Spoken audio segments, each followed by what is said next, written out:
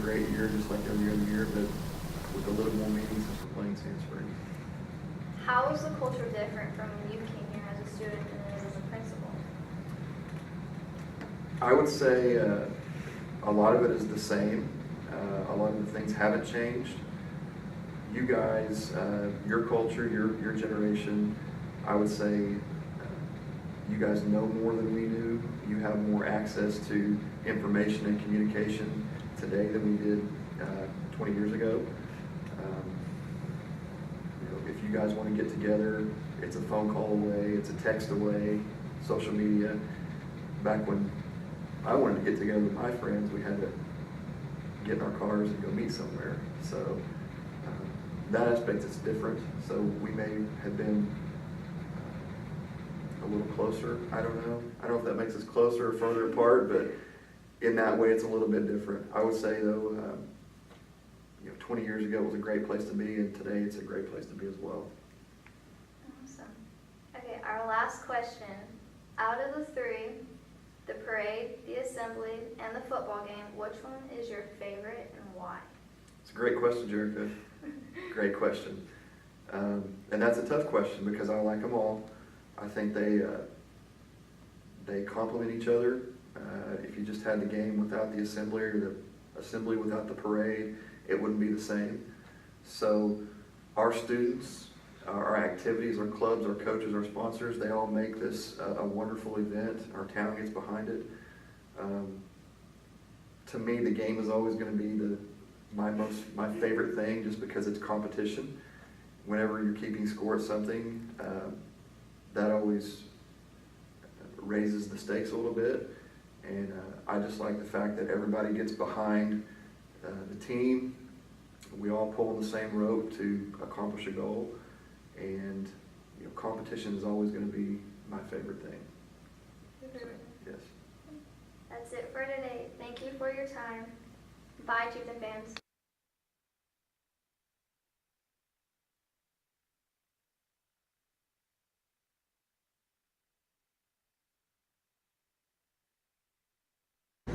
Hi Chieftain fans, my name is Lindsay Lovelace and I'm here with Athletic Director Jason Parker, and I'm here to ask him a few questions. As an Athletic Director, what things are most important to you? First and foremost, education. I'm an educator. All of our coaches are educators and teachers. And so first and foremost, we want to make sure that we're educating at a high level. We want to make sure that we have standards and that we're accountable to those standards, and that also we're teaching students in all that we do and through all that we do. Okay. What ways does athletics help prepare students? Well, just that, education. We try to provide first and foremost character education, and then we also try to provide sport-specific education. And so we use both levels to help students develop and be prepared for their next level, whatever it is. Okay, thank you. Thank you.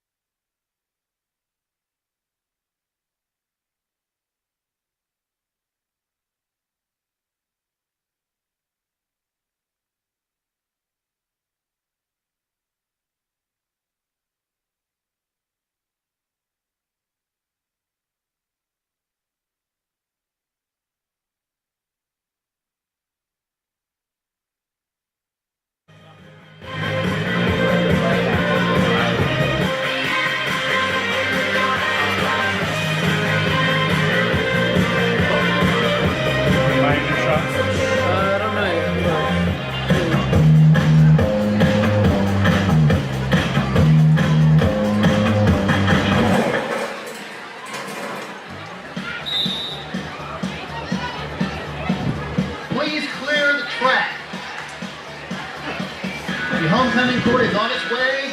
Please clear the track.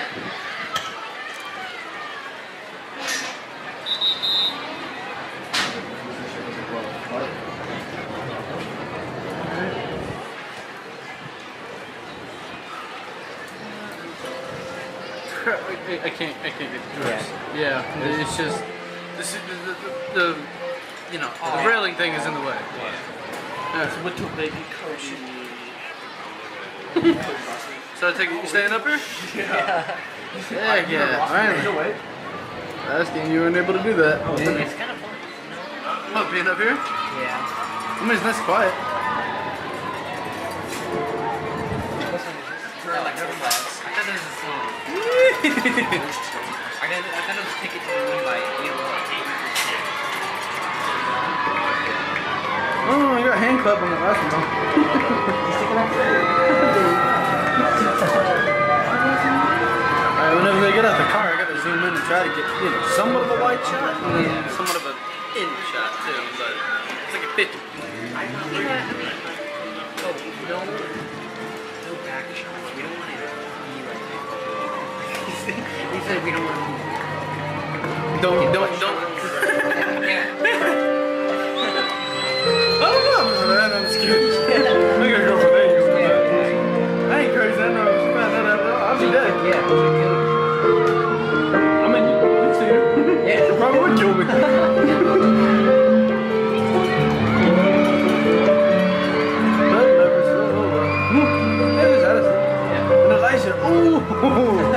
I feel so bad. Yeah. Because they have to sell in the back of the car. Yeah. Mercedes? Well, I like the car. I like the cars that they got this year. I like it. Oh, let's see Camaro. There's so many. Yeah. Pretty sure it's the same car. I probably forgot. I don't know. They look Oh no, I still like the Camaro though. Black, silver, nice car. nice. For the other people in it, that's a nice car. I'd take it. That one's lacking a little bit. It's going slow. Yeah, it is, isn't it? Jeez. They're lacking real far back. Yeah. Don't slow down. Keep going. Don't do that.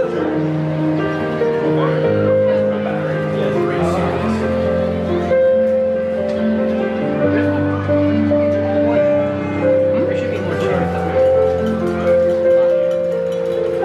Here's a question. Yeah. Ladies and gentlemen, Saboma High School presents the 2017 Homecoming Court. Hey, down on the bottom, who was the ones with the mics? Norman? So Norman has a mic, and then neither one of us. I don't know. Is it the one on the camera? Yes. That's Elisa. One, yeah. That's Elisa.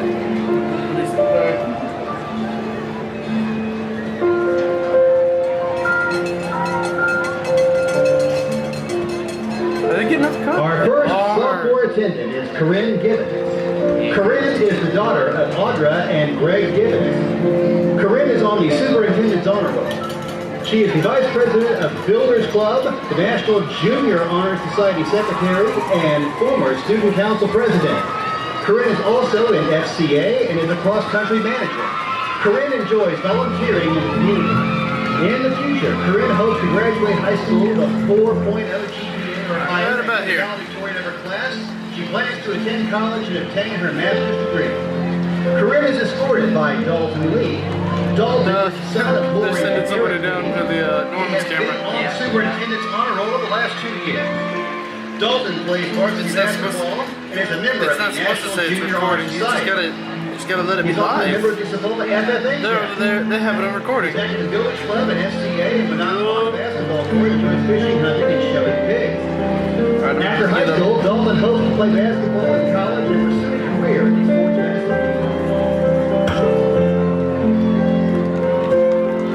To the next people. Yep. Our next sophomore attendant is Lyric Hurst. Lyric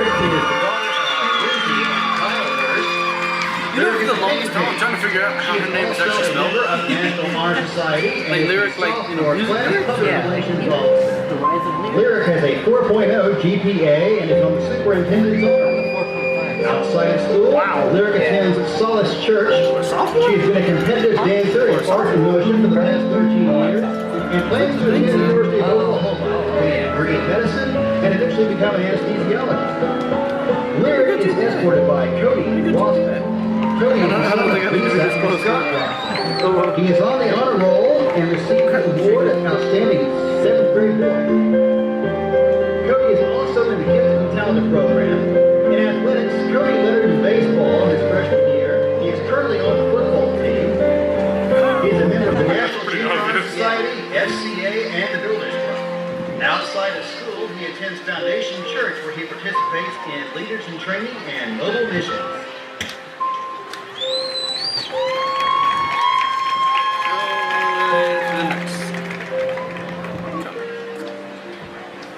Our first junior attendant is Brichet and Till. Brichet is the daughter of Reese and Jimmy Russell.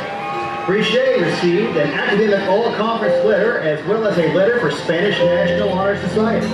She is a member of NHS and Spanish NHS. Brichet is a representative for Student Council and Spanish Club. She is the junior class treasurer. After high school, Brichet plans to attend college at the University of Oklahoma, where she hopes to major in sports medicine and physical therapy with a minor in Chinese. Brichet is escorted by Markel Durant. Markel is the son of Lynn Jones and Buddy Walters. He is a first-year football letterman. In addition to football, Markel also plays basketball, attends Calvary Baptist Church, and plans to attend college after high school.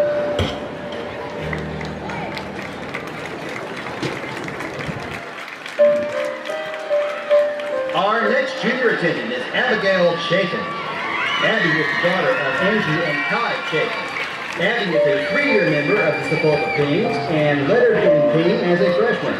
Abby has also received an academic letter, has a 4.0 GPA, and is on the superintendent's honor roll. She is a member of the National Honor Society and Student Council. Outside of school, Abby dances at Ovation Studio and Gym, where she is also a student teacher. Abby attends Asbury United Methodist Church. After high school, Abby attends to attend the University of Oklahoma to major in clinical child psychology so she can one day help kids. Abby is escorted by Tyson Scott. Tyson is the son of David Scott and Christy Scott. Tyson is a former captain of the soccer team. He currently plays soccer for Sepulpa High School and continues his athletic talents at home, where he wrestles his dog Molly every day. Tyson plans to attend college after high school. He hopes to be a father and to grow closer to God. Our next junior attendant is Addison Hoyt. Addison is the daughter of Megan and Phil Hoyt. Addison holds a 3.7 GPA and is on the President's honor roll. She is a 2-year letterman in soccer and currently plays on Sepulpa's varsity soccer team. Addison is a member of Sepulpa Blue Crew, AP Art, and the National Honor Society. She is the junior class officer of public relations and a 3-year member of the Student Council, where she holds an officer position on the executive board. Outside of school, Addison attends Life Church in Jinx. She plays competitive soccer at WSA and works at Whimsical Willow Boutique. After high school, Addison plans to attend a 4-year university to pursue a degree in architecture or chiropractic medicine. Addison is escorted by Elijah Walbley. Elijah is the son of Marcia and John Walbley. Elijah maintains a 4.0 GPA and is on the principal's honor roll. That was a bad He is a time member for of the somebody National to Honor talk Society about and a member of the Sepulpa Band. He plans to attend the University of Oklahoma to pursue a career as a neurosurgeon.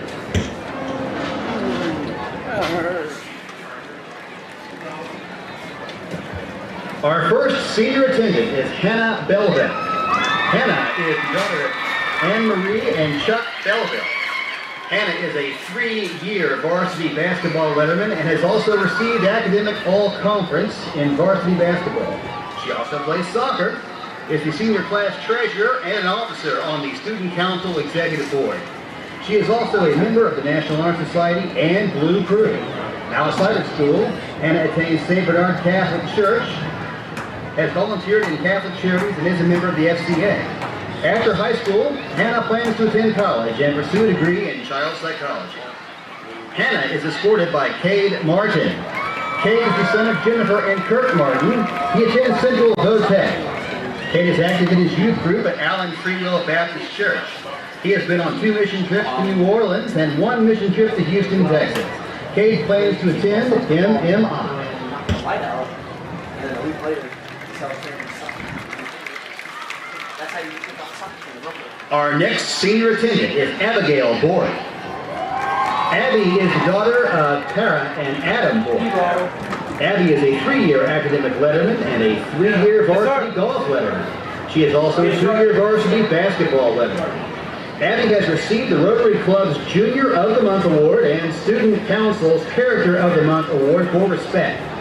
Abby plays on the varsity golf team and was a 2017 state qualifier.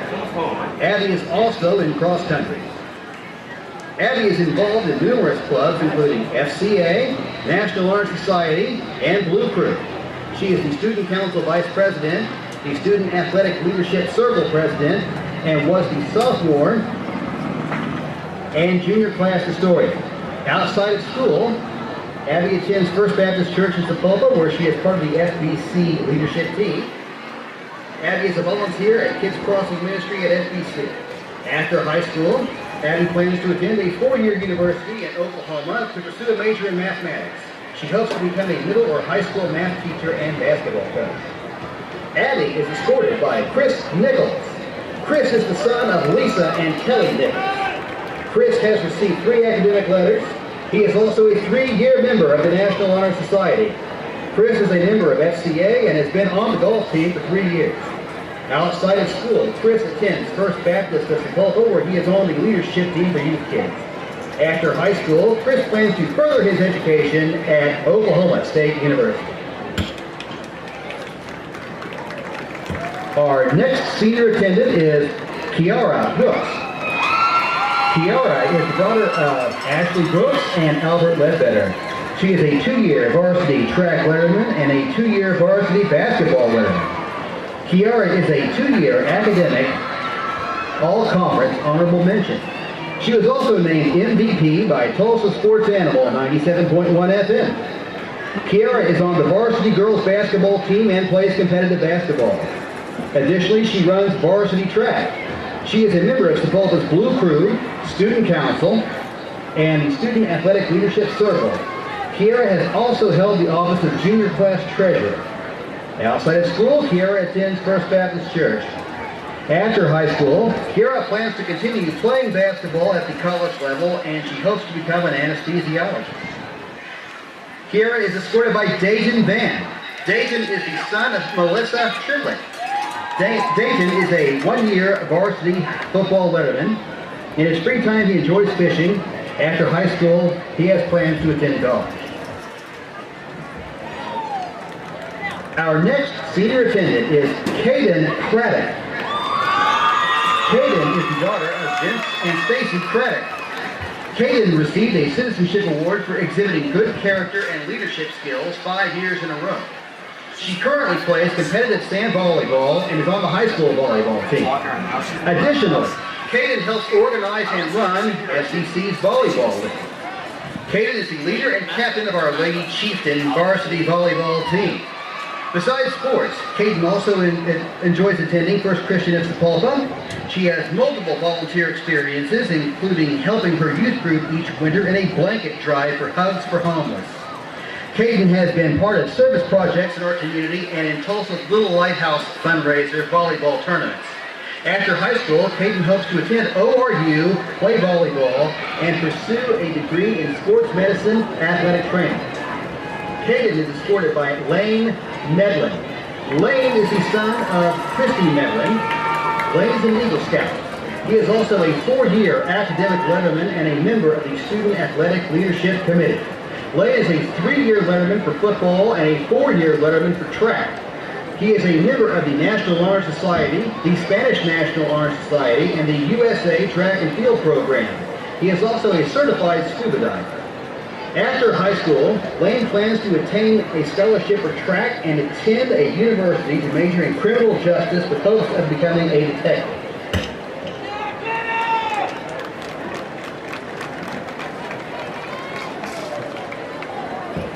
Our final senior attendant is Madison Nedlows.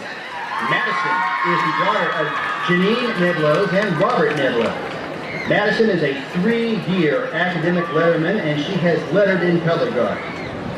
Madison was honored as Rotary's Junior of the Year. Madison is a member of Yearbook and Robotics.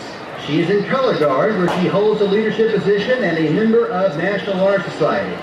Outside of school, Madison attends Life Church. After graduating high school, Madison plans to attend OSU, majoring in veterinary medicine and minoring in marine biology. She hopes to someday visit her own to own her own vet clinic in upstate New York. Madison is escorted by Blake Douglas. Blake is the son of Stephanie and Donald Haltom. Blake was named as an AP Scholar with distinction. He was invited to the 2017 Washington Journalist and Media Conference at George Mason University. He is a member of the University of Oklahoma Honors College for 2018. Despite the aforementioned achievements, Blake's greatest honor is being born in America. Blake played for SHS Football team for 2 years. He is currently a member of the robotics team and the National Honor Society. He currently holds an officer position on the executive board for Student Council. Outside of school, Blake volunteers for the Salvation Army Youth Basketball League. He has also had the opportunity to participate in numerous volunteer activities through NHS. After high school, Blake plans to attend the University of Oklahoma and major in mass media, communication, and journalism. He hopes to become a sportscaster as the radio voice of the Oklahoma Sooners and cover professional and college football at ESPN.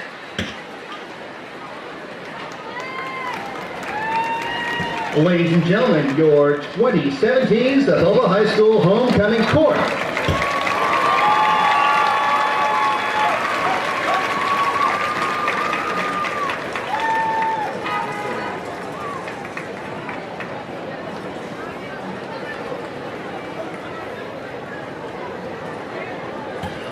Ladies and gentlemen, the Sapulpa High School 2017 Homecoming Queen is Kiara Brooks.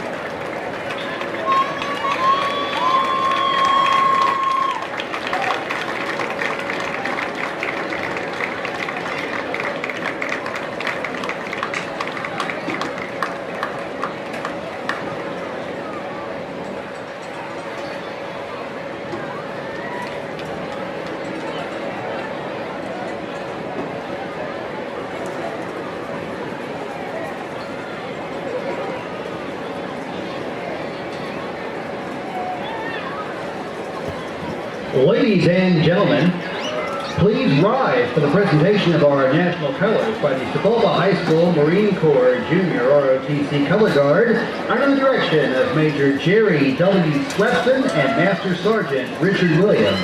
Please remain standing until the colors have exited. Tonight, the color sergeant is Cadet Second Lieutenant Tabitha Caldwell. Carrying the Marine Corps flag is Cadet Second Lieutenant Anna Lee Earl. Two riflemen are Cadet Staff Sergeant Kelsey Forth and Cadet Second Lieutenant Sylvia Mata. And honoring America with the national anthem tonight is Breon Williams.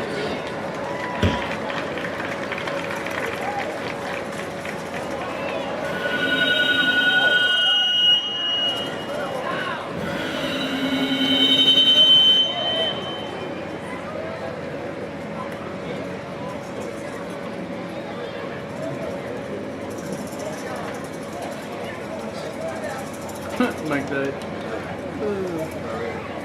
You nailed it.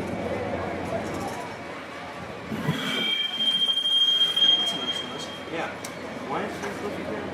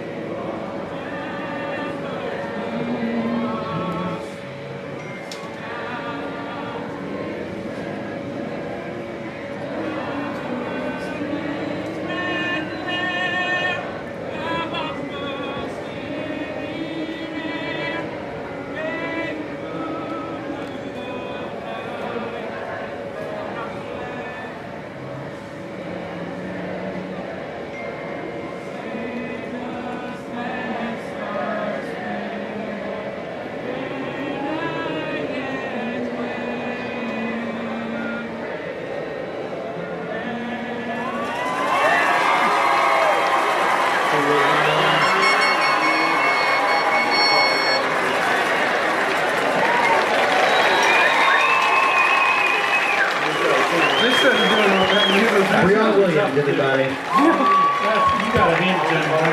Only person out. And then his mic died. Mike died, so. I give it up for him.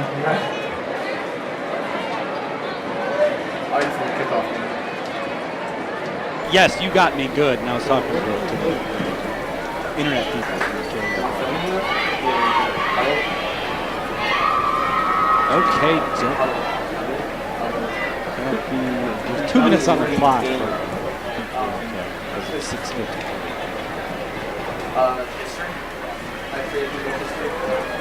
Just leave it for now, and then if we have to cut it short, we'll cut it short.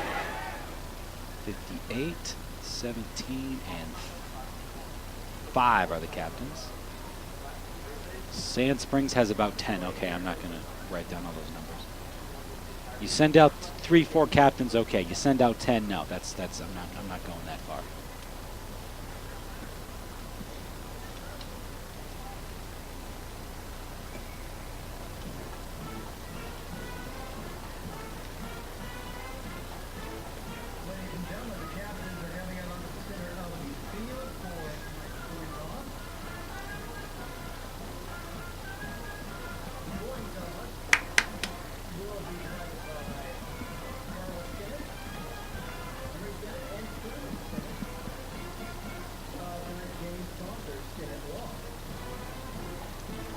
Kiera Brooks is your homecoming queen.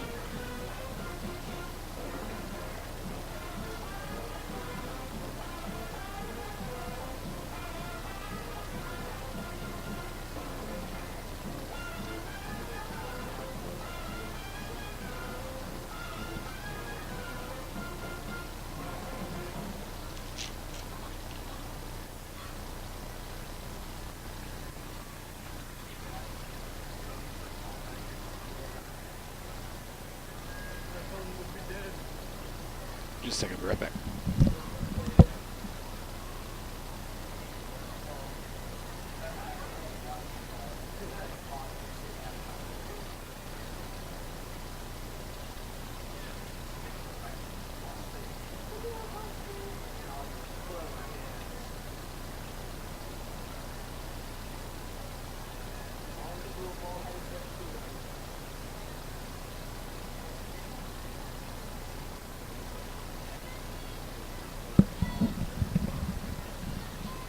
officials for the game.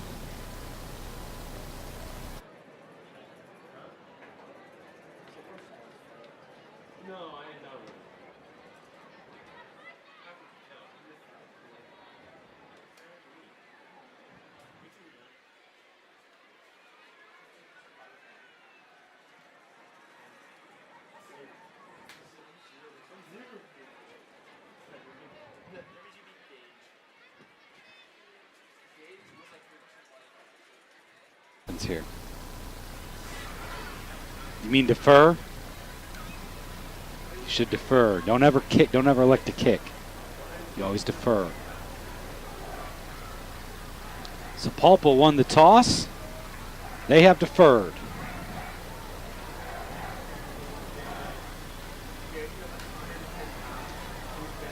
Sapulpa has won the toss and deferred. That's what I just said. Sand Springs will receive and defend the north goal. Sapulpa will kick off and defend the south goal. Okay, that'll be perfect. Actually, shoot. They're saying there's 8 minutes on the clock. I mean, well, just bring it to me in a minute. I'll talk, and if the teams haven't even come out in the field yet, so maybe throw 1 more minute in.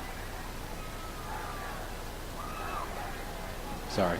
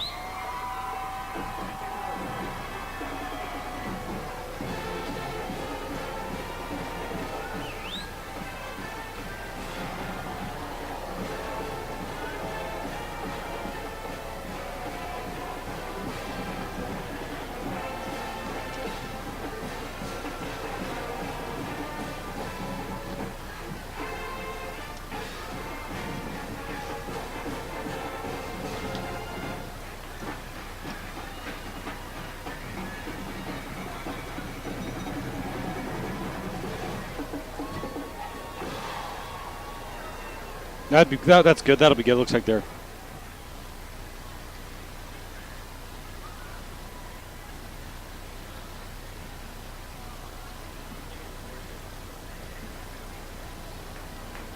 Ladies and gentlemen, tonight's officials: Brandon Queen, George Johnson, Brian Blunt, Mark McDade, and Ronald Snoddy. Fans, let's give it up for our Sapulpa Spirit Squad. The Sapulpa Big Blue Band, the Sapulpa Ping Pings, and Sapulpa Cheer.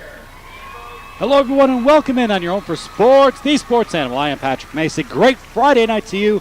Thanks for tuning in to your home for sports, the Sports Animal, 99.9 AM 1550. Your home all season long for Sapulpa Chieftain football. It is a great night for high school football. Not only is it the start of district play, when really this is when you start to work to achieve the goals you set forth, winning your district, getting to the playoffs, state championship. All due respect to the first 3 games, they really mean nothing in terms of reaching those goals. It starts tonight, and coming into town is your rival. It's the Sand Springs Sandites, the Highway 97 rivalry. So there's number 2 when we talk about a big night in high school football. It's also homecoming this evening, which is always a great night for the players and the fans alike, as the festivities took place before the game. And now we'll settle in for the contest. The Sapulpa Chieftains haven't taken the field yet. In fact, they haven't come out of the locker room. Their fans are lined up outside of their tunnel. The Sand Springs Sandites are on the field, and they've already deflated their inflatable.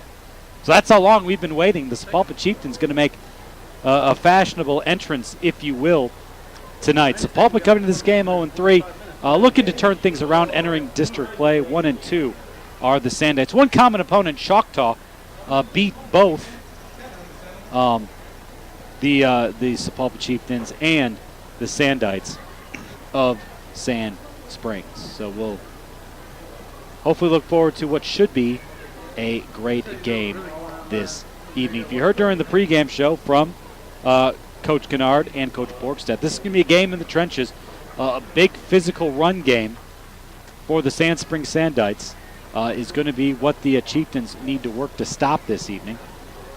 If they're not able to, it's going to be much like we saw last week when the Bishop Kelly Comets were able to run the football with success as well. So that'll be a big key. Also, continued improvement from the offense led by Eli Williams, who will make his third start on the season, really his second start since being named the full-time starter during their bye week a week ago. So see if the offense can get some things moving, make some big plays, and get the ball in the hands of Jaquan Sanders, who is the big play man for the Sapulpa Chieftains. On the other side of the football, the one to watch is Peyton Scott. He's the big-time back. This is a team that ran as a team for 2,000 yards last season. Scott is their leading rusher, and he'll get the ball plenty today behind a big physical offensive front. So, again, as we talked about before, working in the trenches is what is key for the Sapulpa Chieftains. So they'll have to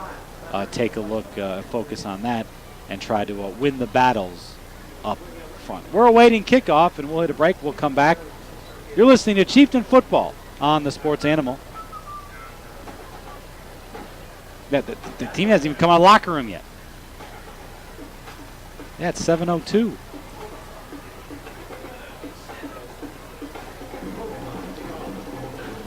Yeah, I guess just go 2 minutes. We'll see what happens. Now at this point, the officials are starting to kind of walk over there, being like, "Is like the door locked? Is something like? Did someone like put a chair up against the door so you can't get out? I mean, what's going on here?" Oh, here's their head coach. So here's Coach Borgstad. So I think they're coming soon.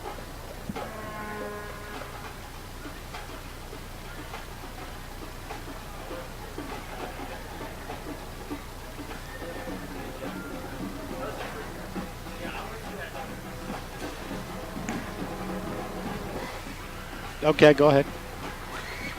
Nope.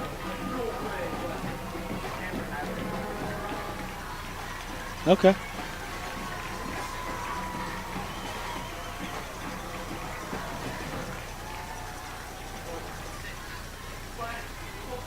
Cussing in action. Okay, got it. Ladies and gentlemen, tonight's game is being streamed live on SapulpaChieftain.tv.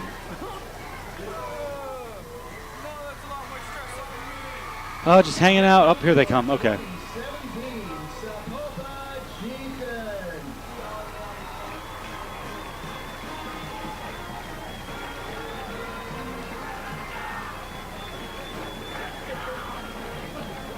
Yep.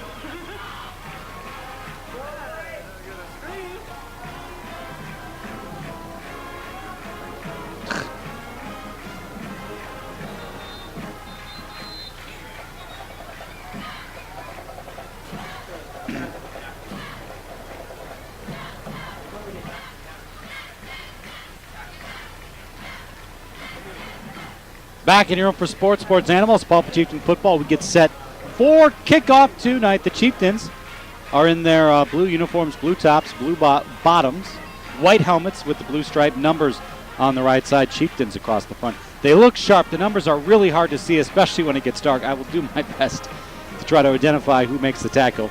Sand Springs are in white tops, black bottoms, black helmets with the interlocking SS on the side. Sapulpa won the toss. They defer. They will kick off. Going right to left, they will defend the south end zone. The wind is coming out of the southeast, and it's kicking up at times, right around 10, 12 miles an hour. So see if that's a factor during the ball game as well. You could almost call it a crosswind. Here we go, set to kick off. Mortazavi puts a toe into it. Deep end over end kick. It'll go into the end zone, and it'll be a touchback. The Sandite offense will take the field at the 20-yard line. As we mentioned, when you talk about this Sand Springs team, they will run the football.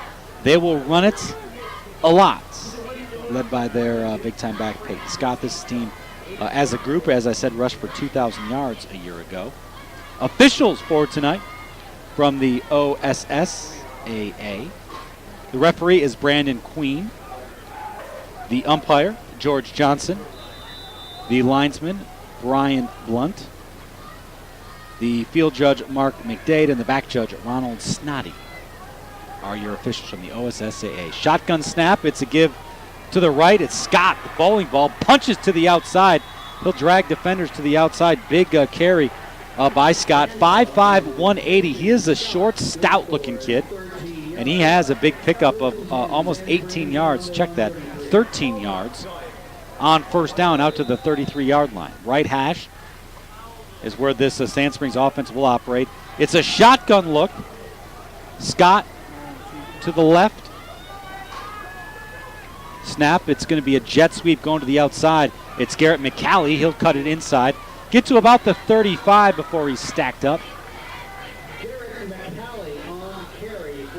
Brought down on the play, it looks like, by, we'll credit number 15, Delaney, Toby Delaney with the stop.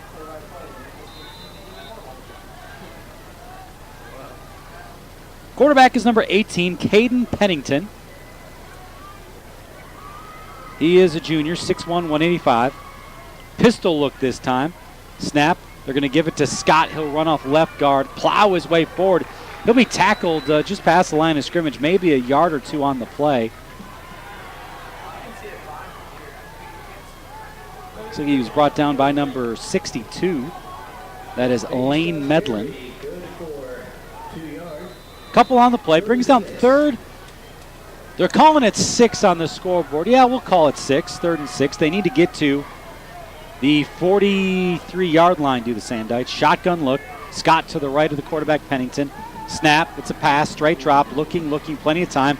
Fires a pass. Open at midfield. Catching the football is number 8. That's Cameron Attic.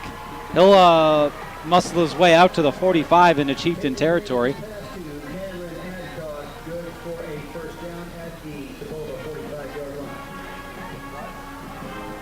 Brought down in the secondary. I think Markel Durant made the stop. So 1st and 10 at the 45. Snap. Give running left. Big hole Scott. Scott's in the secondary. 30, 20, 15, 10, 5 gone. Touchdown Sand Springs. 45-yard touchdown run for Peyton Scott off left guard. And we are just not even 2 minutes into the game, and the Sandites have found the end zone. That was just a handoff off left guard. Big hole. And Scott able to take it to the house for the score. Jaden Weisler is the kicker. He'll try to add on the extra point.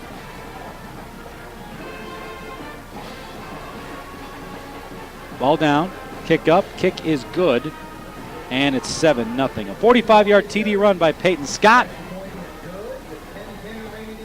gives them the lead. You're listening to Chieftain Football on the Sports Animal. 1 minute, please.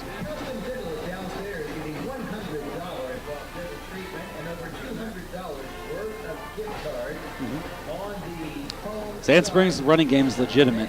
They gotta shut him down here. Hurricane Harvey devastated much of South Texas and the Houston area.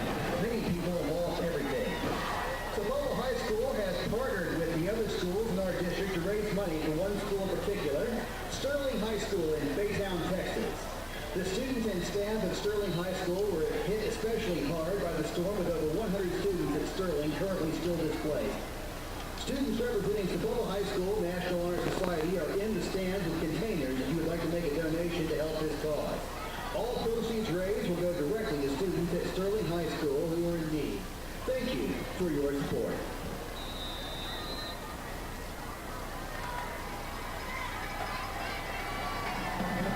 Jaden Weisler will kick off back deep for Sapulpa. Jaquan Sanders. Low line drive kick. Sanders, Gill's between his legs. He has to run back to the goal line to field. He's got to bring it out of the end zone. Cuts it back at the 10, spins out of one tackle, tries to get the outside, cuts it back again. He gets to the 15, to the 20, out to the 24. Boy, making something out of nothing, Jaquan Sanders. And Sapulpa will start 1st and 10 at the 24-yard line. Chieftain's going right to left. Quarterback Eli Williams. He took over as the full-time quarterback last week against Bishop Kelly. They made a decision over the bye week. Williams running and throwing. As Coach Borgstad had told us, feels like he gives their offense a better chance. 2 backs in the backfield. It's a pistol look. Van is the deep back. Williams in the pistol. Snap. They give it to Van running right. He'll get met in the backfield. Fight to get back to the line of scrimmage. Looks like he was thrown down by number 35, Trey Finch. They're going to say loss of maybe a half a yard on the play. Brings up 2nd and 10, we'll call it. Clock rolling, 9:37 first quarter. 7-0 Sand Springs with the lead. 1 receiver wide to each side. There is a tight end to the right. 2 backs in the backfield either side of the quarterback, Williams. Gets a snap. It's a quarterback keeper, and Williams is stacked up in the backfield back at the 20. Number 25, Chris Edwards, a 6', 220-pound senior, was the first man there. That's going to bring up a 3rd down and about 12. The Chieftains need the 34-yard line for a 1st down. Sapulpa going right to left. Receiver each side, tight end to the right. Now there's a wing back to the right. Pistol look, Van is the deep back. Williams gets a snap, straight drop, looks downfield, fires a pass. It's going to be caught underneath. It looks like by number 15, Toby Delaney, well short of the 1st down. But Williams caught the pass. And it's going to bring up a 4th down.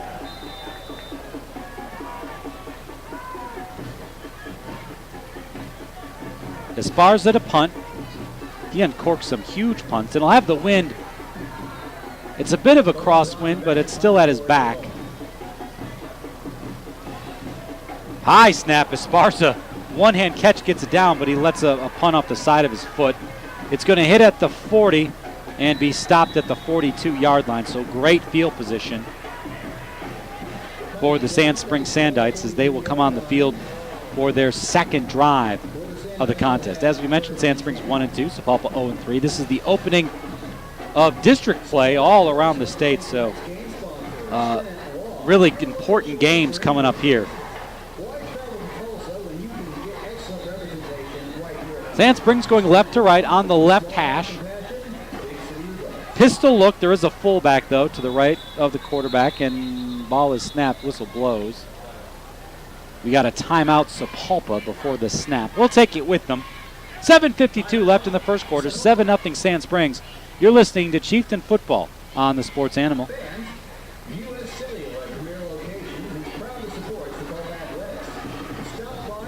I'll make it 1 minute. That's fine.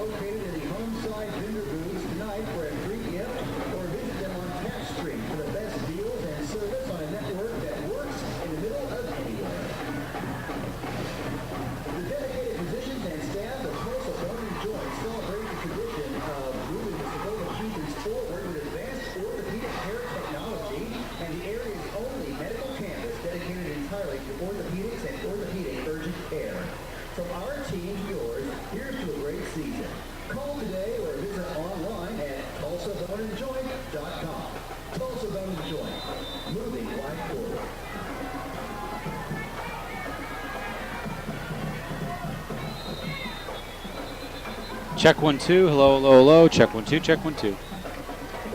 Okay.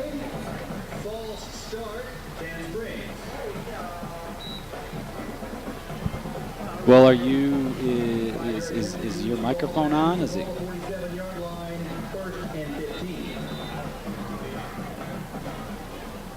Sapulpa Chieftain Football all season long on the Sports Animal.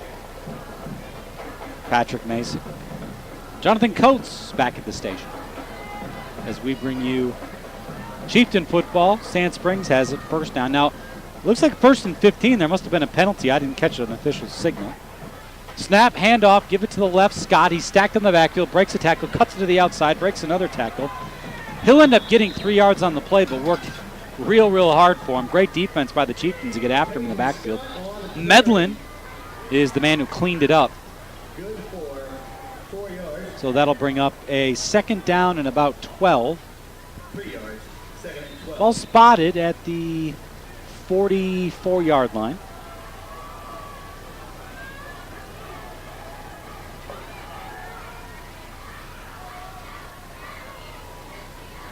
Snap again, give to Scott, big hole off the left side. He'll bust through the middle, get past the 40, 35, down near the first down marker. They spot it back at the 34, so he's about a couple yards short. That's going to bring up a 3rd down and 2 here for Sand Springs. Again, the Sandites, again, flexing their muscle on the ground.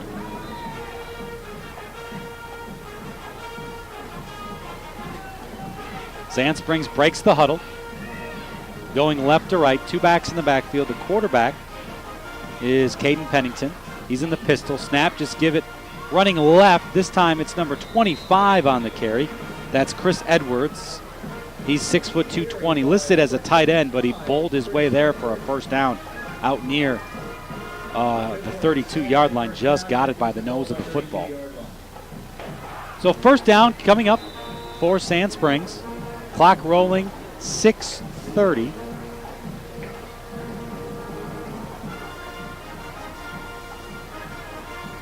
(7-0) Sand Springs.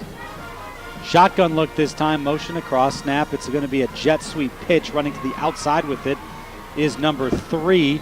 That's Ben Norte. He'll get a yard or so on the play. Flag flies, though. The flag is sitting back at the 36-yard line. Let's see what the penalty is.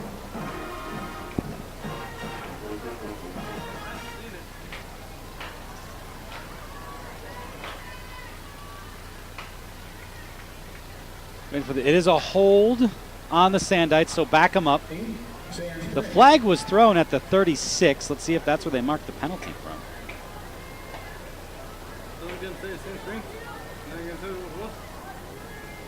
They're going to mark it back at the 41-yard line. So it's about a first, yeah, it'll be 1st and 20. They need the 22. This is where the drive started back at the 42-yard line. 2 receivers go wide left, 1 to the right. Tight end to the left. Snap. They give it to Scott running left. Finds a hole off left tackle. Cuts it up the field. Past 40, 45, down to about the 38. So Scott almost got all the penalty yardage back. He gets 9 on the carry. He's out to the 34-yard line. So 2nd and about 12. They're calling it. Clock rolling, 5:40 first quarter. Sand Springs out of the huddle. 2 receivers right, 1 left. Ball on the left hash. Tight end to the right. Snap again, give Scott off left guard.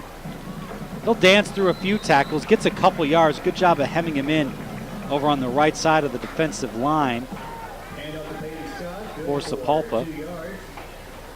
Looks like number, was Cameron Hancock with the tackle? Number 17. His helmet came off. He's coming off the field. So 3rd down and about 10. Clock at 5 minutes. 2 receivers right. Slot man to the left. 1 back in the backfield just to the right of Pennington. Gets a snap. Fake. It looks like a broken play. Pennington in trouble in the backfield. He breaks a few tackles, but he'll be sacked. So it's going to be up a 4th down. That was some kind of broken play because Pennington turned to hand off, and if it was a fake or not, there was nobody there. As Scott just immediately ran off to his right like he's running a pass route. So 4th down, it's kind of odd field position at the 32. It looks like Sand Springs will go for it. They still have their offensive personnel out on the field. It's 4th and 11, so I don't know if you really want to try to jump someone off sides, but maybe you do. Play clock down to 11. Pennington gets a snap, straight drop, looking left, plenty of time, fires a pass over the middle. It's caught. It's going to be a 1st down. Into the hands of number 17, Braden Milliken. The senior wideout gets tackled at the 16-yard line, and it's a 1st down. Markel Durant made the stop, but it's a 1st down for the Sandites. 4 minutes left in the first quarter of play. Sand Springs on the left hash, going right to left here, 3:50 and counting. Double tight, 1 receiver to each side, pistol look in the backfield. Snap, they give it to Scott. Big hole off the left side. Cuts it at the 10. 5, he's in the end zone. Touchdown. Flag flies. This might be coming back. Scott was in the end zone, but a flag came flying from the back judge.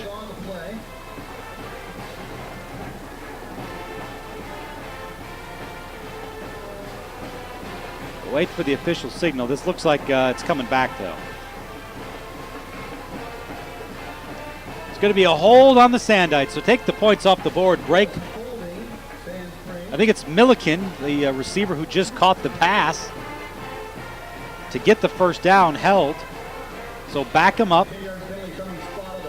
It's a spot foul. It's going to be moved back to the 23-yard line. So it's going to be first and about 16, clock rolling at 3:35. Same formation, double tight, 2 receivers. Snap, they give it running left this time. It's number 3 on the carry. That's Ben Norte. Norte, nice run. He's going to get about 6 yards or so. Out past the 20, down to the 17-yard line. So 2nd and 10 coming up.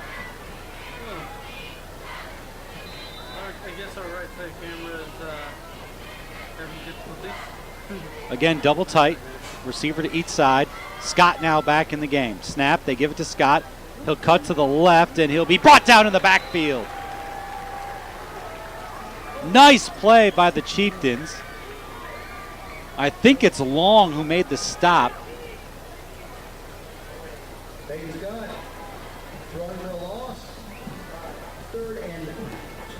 So it's 3rd and 12. Long, the senior linebacker, knifed in. 3rd down and 12. 2 receivers go right, 1 goes left. Scott in the backfield, shotgun look. Pennington gets a snap, fake, straight drop. He's under pressure, escapes to his left, looking downfield. He'll run it. He'll get to the 15 and get nailed. Big hit right on the sideline, clean hit. Pennington out to the 15. So you're bringing up a 4th and 8. Ball at the 15. It'd be about a 32-yarder.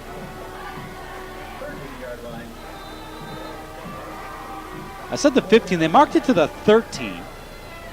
So it's 4th down and about 6. Sand Springs going to go for it again. Pennington the back. Tight end to the right. Pennington now changing the play. 5 seconds on the play clock. 4. 2 seconds on the play clock.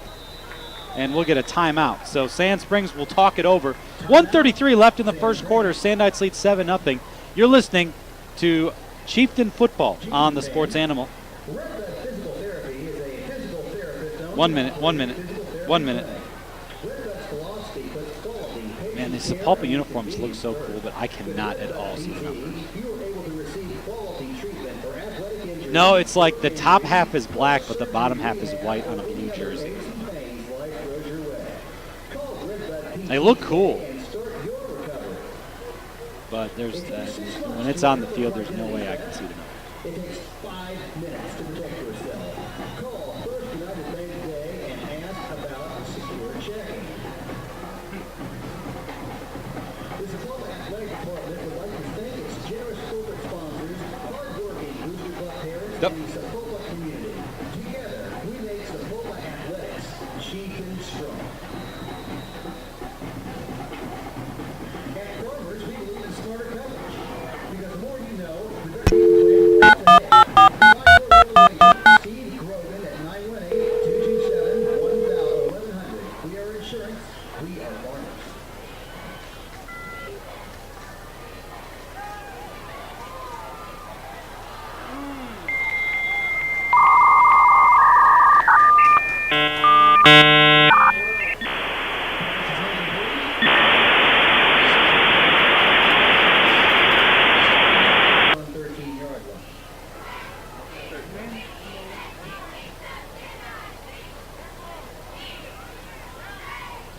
You got me? Hello. Back. Chieftain Football, 4th down. Sand Springs going to go for it. Snap Pennington, straight drop, looking left, and incomplete over the middle. batted down by Durant, and it's a turnover on downs. The Chieftains will take over 1st and 10 at the 13-yard line. Big stop for Sepulpa. Big stop for the Chieftains. That was an 11-play drive that covered 29 yards. Took almost 5 minutes, and there's going to be no points to show for it. So great defensive stand for the Sepulpa Chieftains. Timing on the field, we'll take it with them. Back in 30 seconds. You're listening to Chieftain Football on the Sports Animal.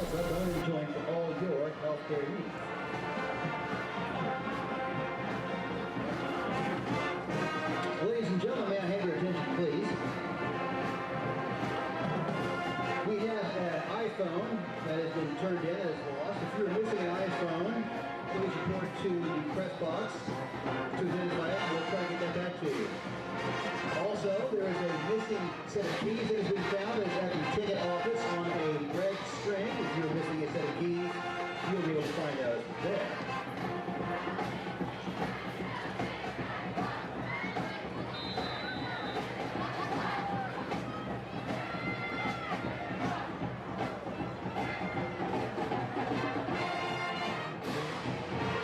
Left on your radio dial, 125 left in the first quarter.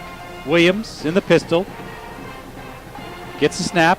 Handoff running left with it. Van. He'll bust up the middle. He'll pound his way into the defensive front. Get a couple yards out to the 15-yard line before he's stopped there. Looks like number 9, Hayden Kramer, was right there. Number 44, Gage Fain. Anytime you run between the tackles, he's involved. 5'10", 230, a D lineman. 2 receivers go left, 1 right, pistol look. Right end to the left, tight end to the left, I should say, for the Sandite, or Chieftains. Option look, Williams keeps it, runs up the middle, breaks a couple tackles, he'll be pushed back. He got out to the 18. Let's see where they spot him. They're only going to give him the out to the 17-yard line. So 3rd down and about 6 yards. The Chieftains need the 24 for a first. They're spotted at the 17.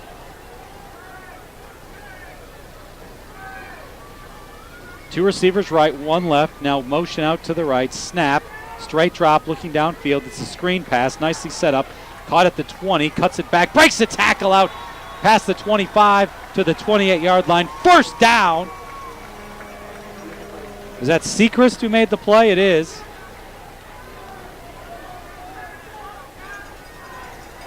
Sechrist or Esparza, I can't tell. Again, the uniforms for the Chieftains, they look great. It's just impossible to see the numbers out on the field. It is a first down for Sepulpa out to the 28. End of the first quarter, 7-0. Sand Springs with the lead. You're listening to Chieftain Football on the Sports Animal.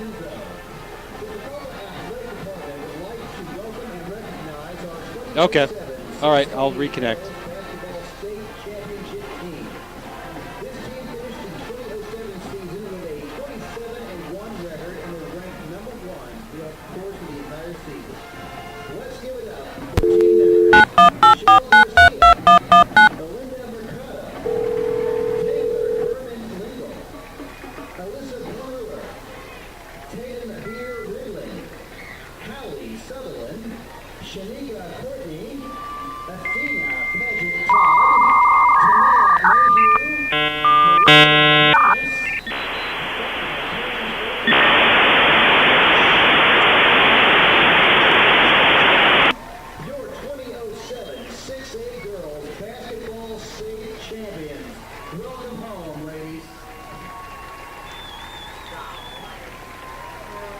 All right.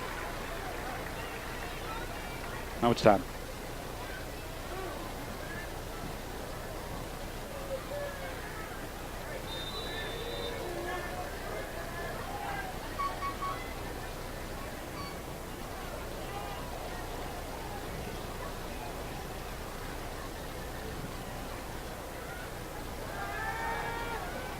Go. You have me? That's weird.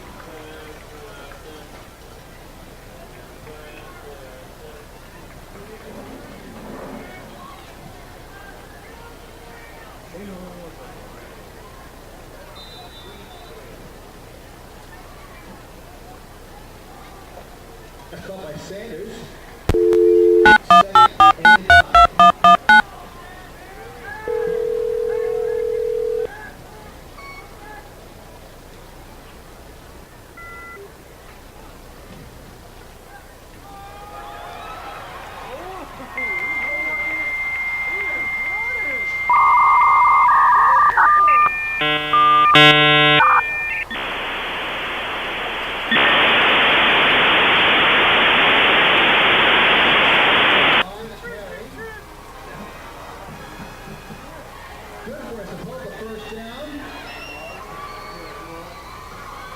Hello. Okay. Back. Some technical issues, but a big play by the Chieftains has them down at the 14-yard line. Esparza caught a pass in the flat, cut it upfield. And Sapulpa is in business, 1st and 10 at the 14. Just underway, second quarter, 10:55. Two backs in the backfield. Pistol look for the quarterback, Williams. Gets the snap, fake. Williams keeps it, runs it up the middle. He'll be tackled. No, he breaks away. Boy, nice job by Williams to get away from a moment from Gage Fain. Still going to lose a couple on the play, though.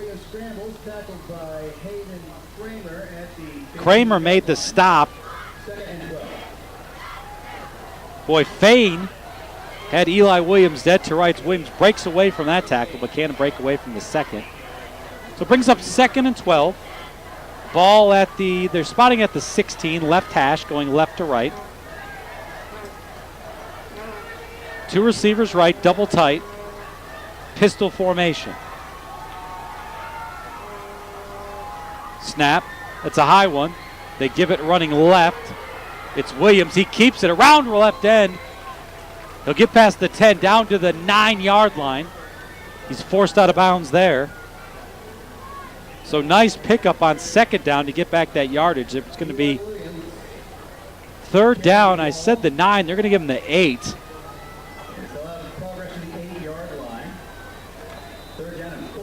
So 3rd down and about 4 at the 8-yard line. Ball in the left hash, 3 receivers to the right.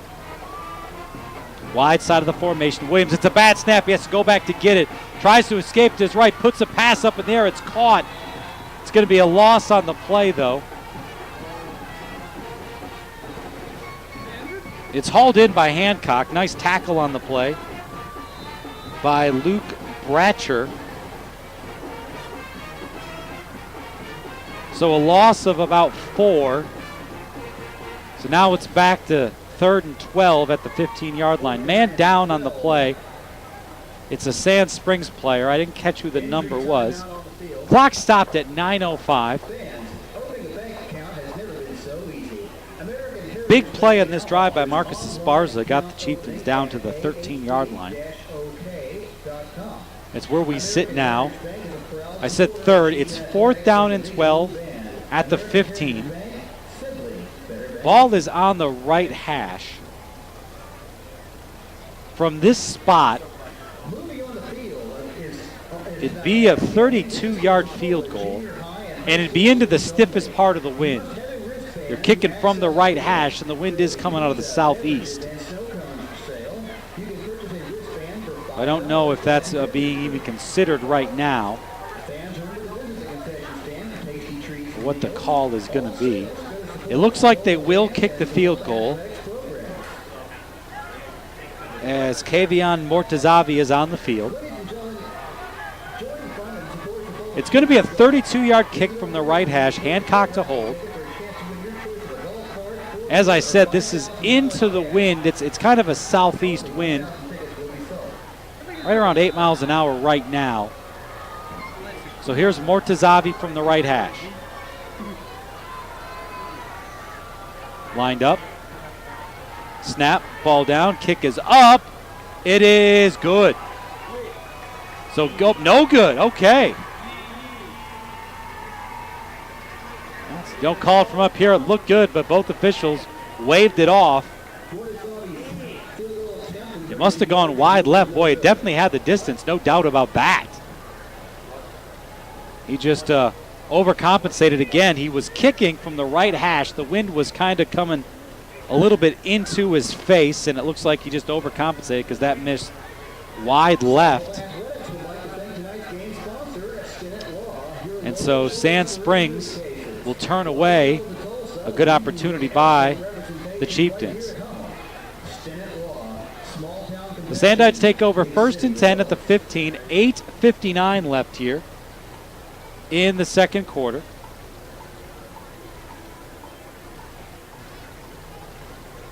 The officials talking right now. Don't know what they're trying to figure out. They're walking into the 20. Okay, it's considered a touchback. So the ball is out to the 20-yard line. That is where Sand Springs will take over. Snap, it's a give up the middle. Scott, he plows his way out past the 25 to the 26. That's where Sand Springs lines right up. They're going to go fast here. 2 receivers to the right, 1 to the left. Shotgun formation. Now they hustle up. Now they look over the sideline. Pennington going to call the play. Sets an audible. Scott goes to the right of the quarterback now. Snap. A give to Scott running left. He pounds off left guard. Gets out to about the 28, 29-yard line or so. Looks like Long made the stop.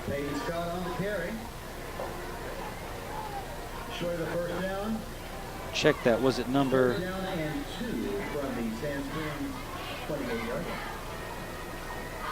I think it was Long. Clock rolling now, 8 minutes left. 3rd down, and we'll call it a long yard. Yard and a half or so.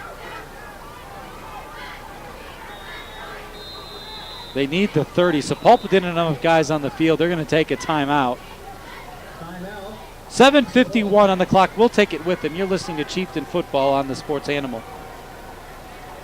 Fans, the dedicated physicians and staff at Tulsa Bone and Joint celebrate the tradition of moving the Sepulpa Chieftains forward with advanced orthopedic care technology and the area's only medical campus dedicated entirely to orthopedics and orthopedic care. From our team to yours, here's to a great season. Call today or visit online at TulsaBoneandJoint.com. Tulsa Bone and Joint, moving life forward. It took 6 months to recover from identity theft. It takes 5 minutes to protect yourself.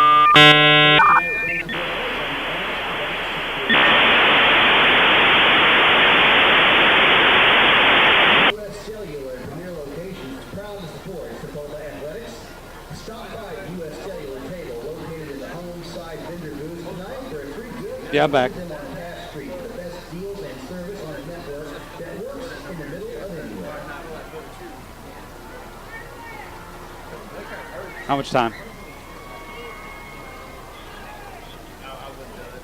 I wouldn't do it.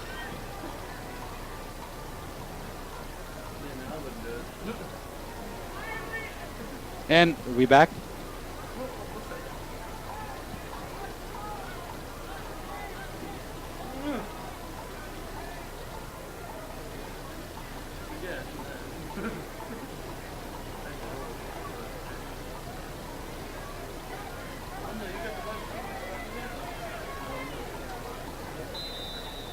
Third down and 2 coming up, 7:51. Sand Springs needs the 30 for a first down. Snap, they give it to Scott. Scott cuts to the left, breaks a tackle, stopped at the 30, busts through to the 35, breaks another tackle out to about the 37-yard line. Sepulpa had him stacked up at the line, but the powerful lower body of Peyton Scott pushes through the tackles for a first down. As I said, listed at 5'5", 185. The kid is a bowling ball. And he gets the first down. So clock rolling now, 7:35. Double tight snap, running to the right. This time it's number 3, Ben Norte. He'll lose, half a yard or so, maybe a full yard. It's a good stop by the Sepulpa defensive front.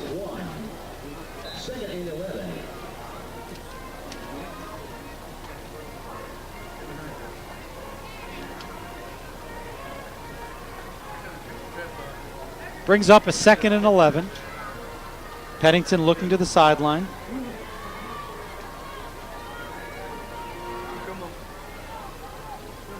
Gets a snap, straight drop, stands, fires to the right, just a little bubble screen. Caught out there by number 17, that's Milliken, I'm sorry. He'll make the catch out past the 40 to about the 42-yard line. That's going to bring up a 3rd down and about 6. The Sandites need the 48 for a 1st down. 2 receivers right, 1 left, tight end to the left. Ball on the right hash. Sand Springs going right to left here. Clock rolling, 6:15. Gets a snap, they give it to Scott up the middle, off right up the center, past midfield. They'll have the 1st down out to the 46-yard line in Chieftain territory. Brought down by Clark.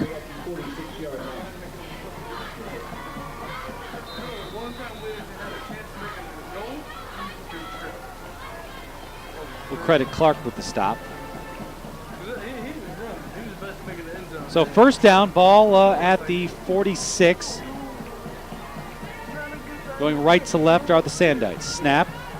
Pennington rolling left, now under pressure, stops, moving his feet, fires the ball. It is intercepted! Intercepted by the Chieftains to the 40. Open field, 50. Cutting it back to the 40-yard line. Nice play on the interception. Trying to see, was it? I think it was Wyatt Hall, number 24, with the pick.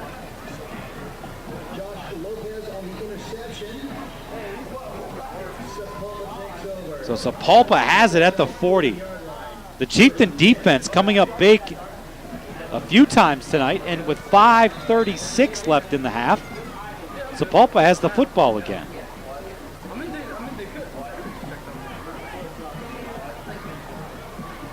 Eli Williams comes out.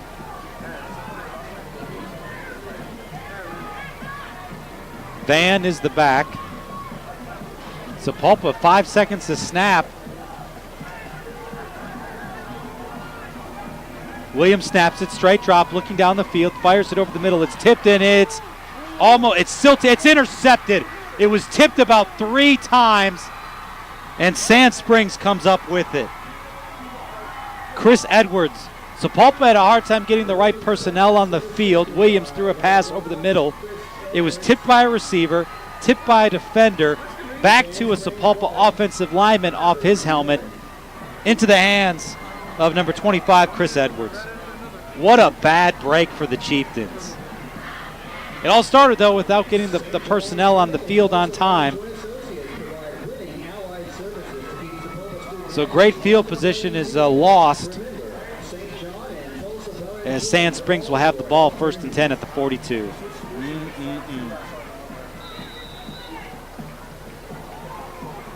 Full house backfield. Looks like Sand Springs is just going to play some power football here with 5:27. Coach Borgstad talking with the linesman. Want to see what he's angry about.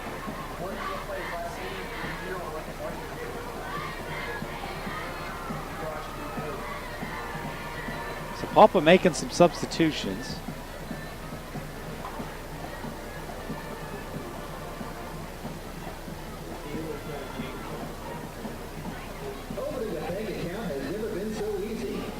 You know, obviously he's talking to the referee now. I'm assuming something having to do with that last play. Maybe the ball touched the ground or something of that nature. At this point, it's probably not going to get overturned. The referee is Brandon Queen tonight from the OSSAA. Coach Borgstad wanting some sort of explanation, not sure. Again, what he's asking, he's pointing at the scoreboard.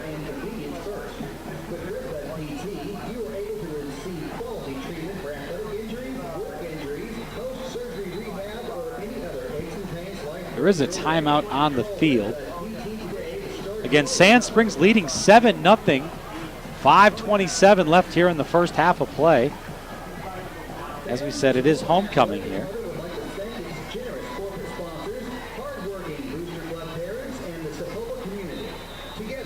Full house backfield. Receivers split to each side. Snap, it's a run to the right. Scott, big hole, past midfield into the secondary. 40, breaks another tackle, and he's going to be tripped up by Durant at about the 33.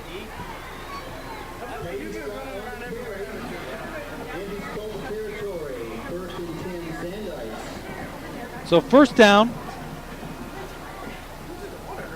for the Sandites. Big run there on first down. Marks the ball all the way out to the 31 into Chieftain territory. Clock stop, 5:20. Again, running left with it is Scott. He cuts it back, breaks a tackle out past the 30, or excuse me, the 25 out to about the 24. Will be brought down there. Looks like Long with the stop.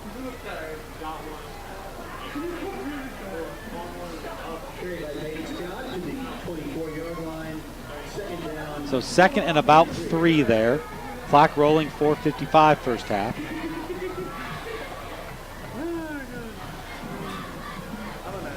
Again, running left with this time it's number 25, that's Chris Edwards. He'll pound his way out for a first down near the 20-yard line. He'll get it out to the 19. So first down for Sand Springs, who this drive has just come out and they're running the ball between the tackles here.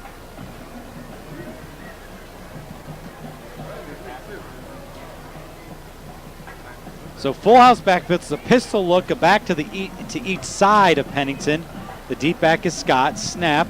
They give it to Scott running right. Big hole to the 10. Cuts it to the 5 into the end zone. Touchdown. Sand Springs. Scott with a 19-yard touchdown run makes it 13-0 with the extra point coming. Boy, you had a feeling that Sapulpa had some chances. But this drive, Sand Springs just came out and, again, just ran the ball between the tackles 5 times. And they cover 58 yards for the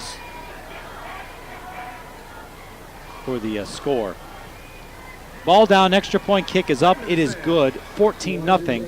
4:19 left in the first half. You're listening to Chieftain Football on the Sports Animal. All right, 1 minute.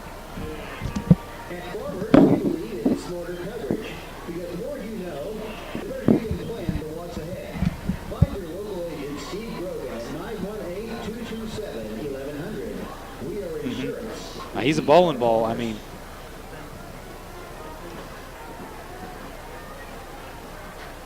okay. Oh yeah. Mm-hmm.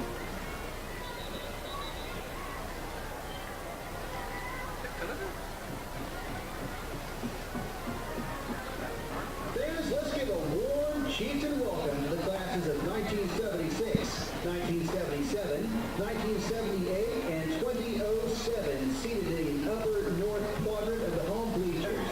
Welcome home, Chieftain.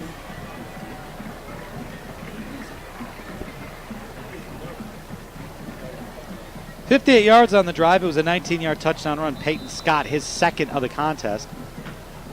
And when Sapulpa looked like they had some things going, had some momentum, Sand Springs gets a turnover and punches it down the field for the score. Squib kick. It's going to be fielded by one of the up men at the 30. Picking it up, and it's fumbled. It's on the turf, and Sand Springs has it. Boy. It had hit one of the up men, and it was picked up by the guy behind him.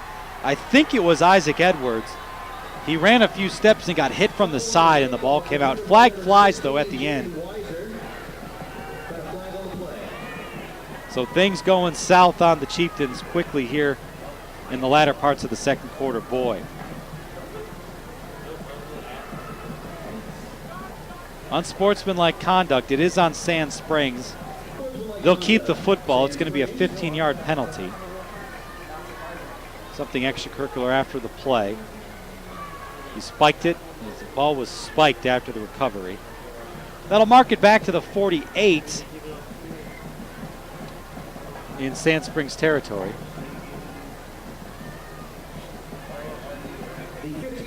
That is where the Sandites will take over. So a turnover on the last drive led to a score, and now a turnover on the kickoff puts the Chieftain defense back out on the field. Again, Sand Springs pistol look, 2 backs to either side of Pennington. A deep back, I didn't see who it is. It's a snap. It's going to be a give to one of the up men running around the end. It's number 3 that time, Ben Norte. He'll get out to the 50 or so before he's forced out of bounds by Hancock.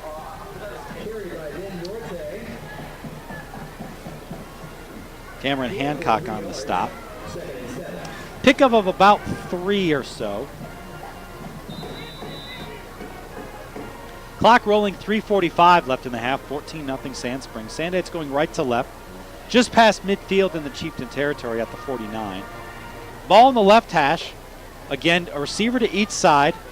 Pistol look, low snap. They just give it to Scott up the middle. Big hole off right guard. He'll pound his way 45-40 down to the 39-yard line. Marcus Esparza made the stop. 1st and 10 at the 39. Clock stops momentarily while they set the chains. Sand Springs breaking the huddle. Again, receiver to each side. No secret what Sand Springs is doing here. Snap, they give it to the back, counter to the right, big hole off right tackle.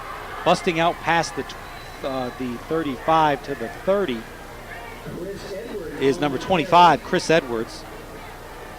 6', 220 on Edwards, and he pounded his way out. Right at the first down marker. Oh, he's about a yard short. It's going to be right at the 30, so 2nd down and 1. Clock rolling, 2:50 here in the half. Sand Springs O-line taking charge here. Again, just lining up power formation. 3 backs in the backfield. Snap, again, it's Edwards running off left guard. This time he's stacked up. He's right at the first down marker. If I'm looking at the official, I think maybe he's a little bit short. It was 2nd down and 1. Got maybe half a yard, so he's going to be a little bit short of the first down. Brings up 3rd down and less than a yard. Clock rolling. 2:15 left in the half. Sandites set a receiver wide to the left, tight end to the right. Pistol formation, 2 backs either side. Scott the deep back. They give to Scott. Big hole up right guard. He's got a seam. 20. He's going to be pushed out of bounds at the 15-yard line. I think it's Durant who ran him down, forced him out of bounds. But not before Peyton Scott got another first down out to the 14. Clock stopped. 1:58 left in the half.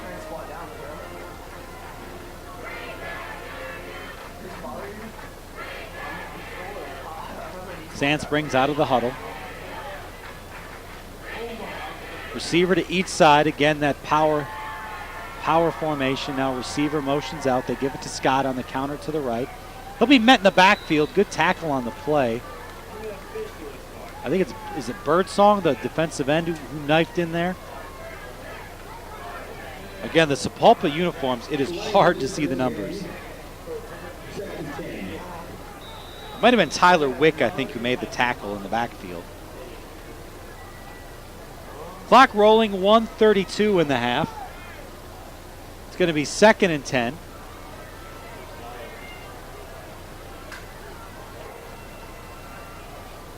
Again, full house backfield for Pennington. Gets the snap, straight drop, rolls to the left, looking under pressure. He's going to be sacked, thrown down in the backfield. Good job of pursuit on the play. I think it's Goolsby who made the stop. So big loss on the play, out to about the 24-yard line. They're crediting Clark with the sack. So we got 3rd down, clock rolling, 45 seconds. 3rd and 20. Sand Springs taking their time, no real need to rush here. They can run this play clock all the way down, 10 seconds on the play clock. Pennington gets the snap, straight drop, looking downfield, looking, fires the out route. It's caught by the receiver at the 10, cuts it inside. He'll be brought down about the 9-yard line. Short of the first down, brings up 4th down. If you're Sand Springs, You can take a timeout, kick a field goal here. Maybe just 4th down, so maybe just run it down here as much as you can and go for one more play before the half. 4th down and 5, play clock started. It's running 8 seconds, 7 seconds, 5 seconds. And Sand Springs will take a timeout with 2 seconds left in the half. Run maybe just one more play, see if they can get it in the end zone here from the 9-yard line. Sand Springs leads 14-0. Sapulpa will get the football to start the second half of play.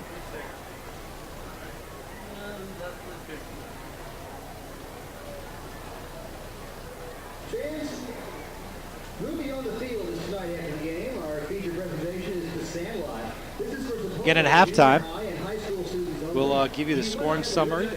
We'll hear from Coach Borgstedt. We'll talk about last week's game against Bishop Kelly. We'll also highlight a position group. This week we'll highlight the defensive line, who, as we knew, would be tested tonight with this tough Sand Springs running attack. They've gotten beat at times, but they've held their own at times as well. And we'll run down scores from our friends at Squirtle. District play now, so we'll take a look at what's happening in 6A2 around the state tonight. So lots to come up here with our halftime show from Sapulpa. We'll also run down the homecoming court and the homecoming queen here. Homecoming in Sapulpa. 2 seconds. They're going to kick a field goal. Weisler, the kicker. It's about a 26-yarder. Ball down, kick up. Kick is good as time expires. So Jacob Weiser with a 26-yard field goal makes it 17-0 as we go to halftime. We'll come back. We'll run down the scoring summary. You're listening to Chieftain Football on the Sports Animal. Down there at the band. And tonight's game sponsor, Stinnett Law, is passing out free cupcakes at the vendor's booth while supplies last. That's your default shot. Okay. All right, you guys. There's a radio right there. Just call me if you need anything. We may call you when we're coming up here just in case the door is locked. All right. So You got. I got my style here.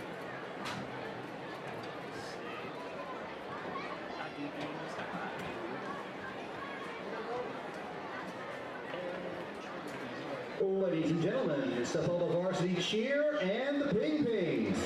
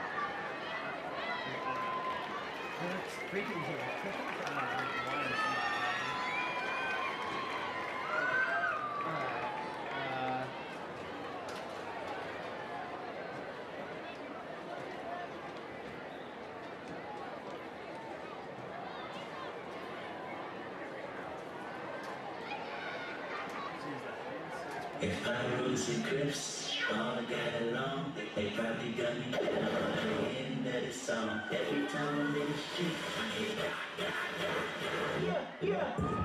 I remember from Sunday, I say my nose is for next to none. This is counting, but now I'm counting this. numbers younger, my account levels to it. You and I know.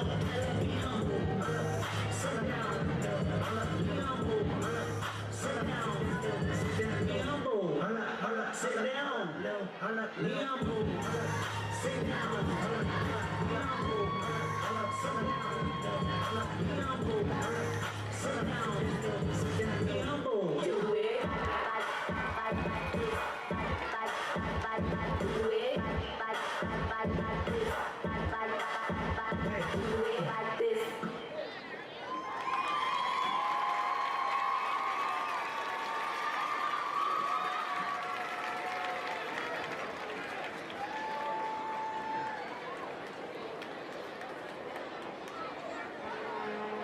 They said they wanted them to tighten up on a few people. Alright, good. They say they did Sean. Oh no, we're 85, right? So the music gonna play. Oh yeah, they're gonna march out here. Ladies and gentlemen, the Sand Springs High School Marching Band. Oh, what? So yeah, pick this up.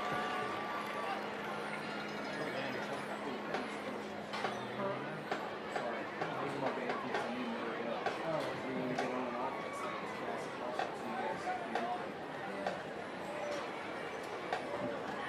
What is our band? I've never actually watched the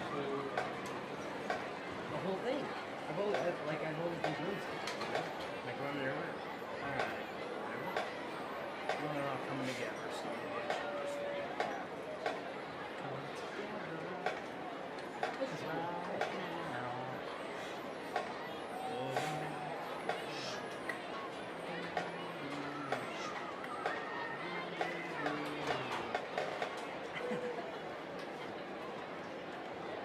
I want to use this walkie-talkie, but I don't want to make them kick me out. And they would have wondered if you have something you need. Yeah, I think it's what? What are you talking about? Alright, let's see. Let's.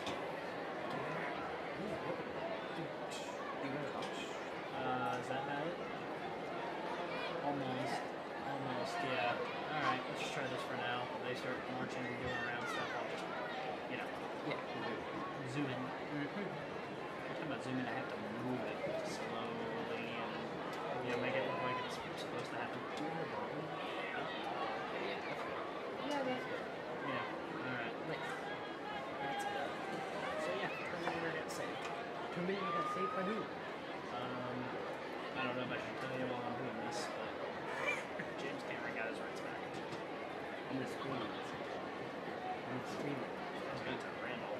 I'll tell him when I get back. Yeah. I want to tell him. I don't want to, what, why, how?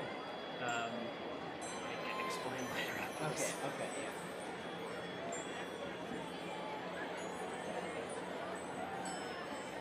Just quietly.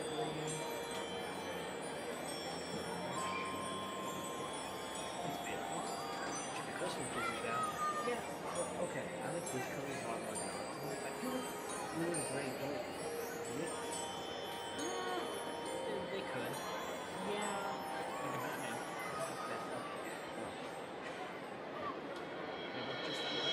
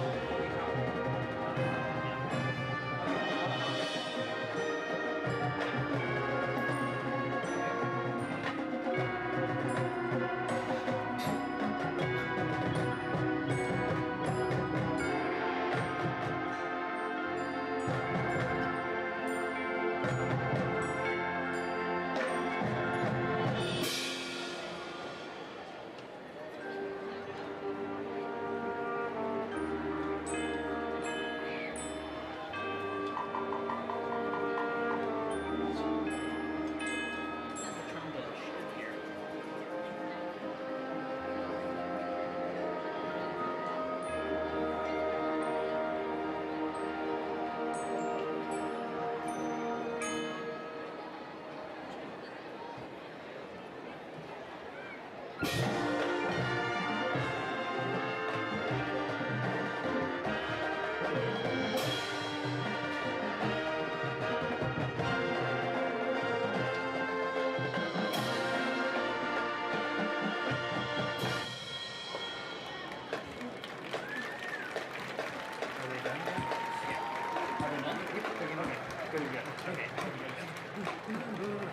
oh my god, alright, let's see. Alright, I gotta take it off. So, alright, you just push the bottom button, right? Oh yeah. Forgot. Alright, come on, let's watch the bottom button. Nope. Do you, push, okay.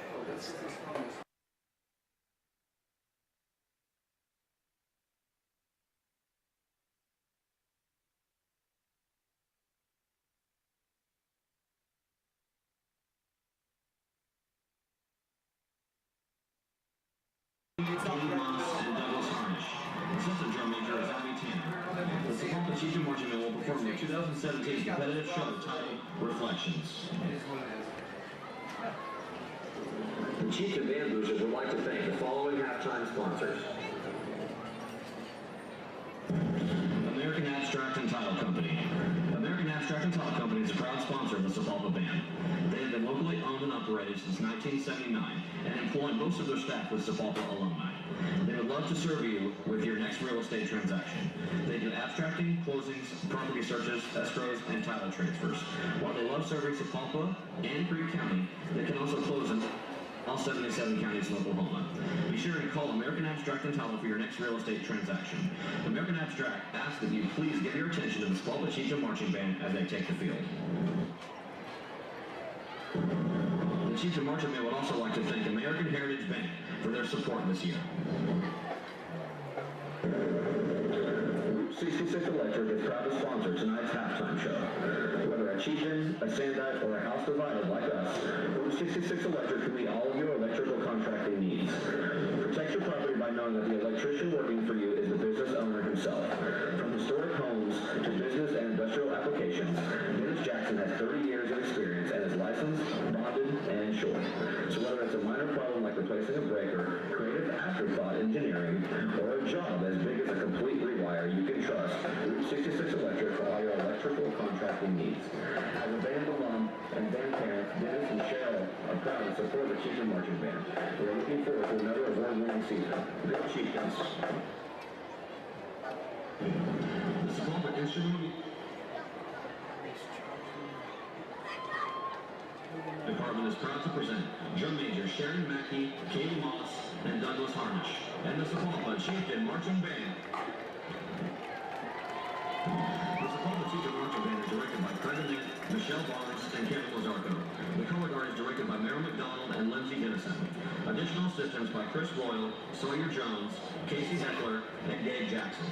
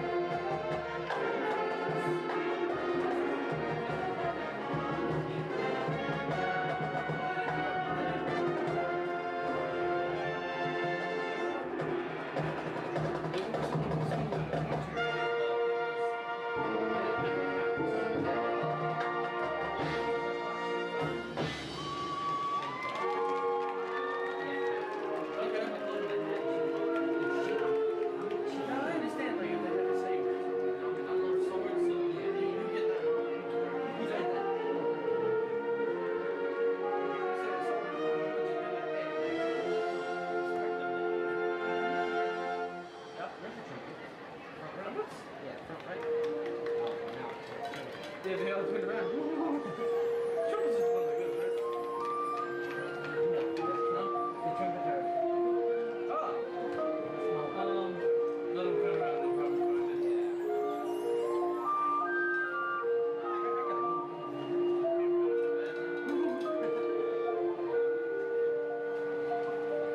It's good having shit, huh? Oh yeah. Is it flutes?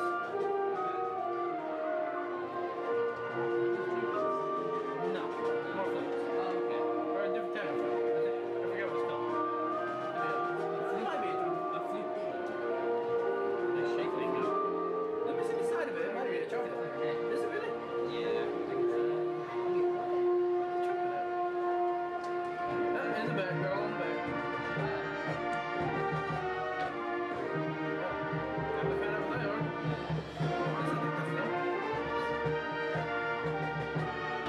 I'm not colorblind. I can't see far. Especially like this. Oh, yeah. Like, if I take this off, that whole thing's just giant green, blue, white blur. Yep. And a couple of sparkles in there. I mean, if you want to try, go ahead, wear these glasses. Probably be blind after. I would love to. Oh boy, what do you look like in them? I can't see. Yeah, see? My vision's freaking horrible. Yeah, You want to try? No, not already get That's a weird thing to love, but okay. I love it. I guess I'm Seriously? Fix it up. It's still fine. I got a hold of glasses. okay. That's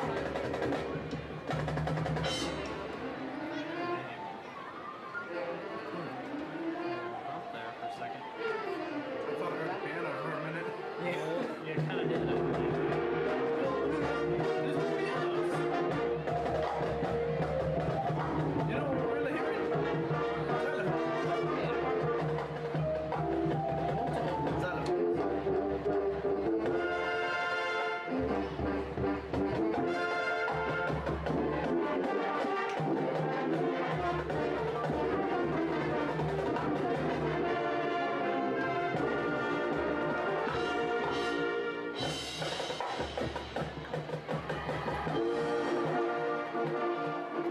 Dang, it's in that like arcade.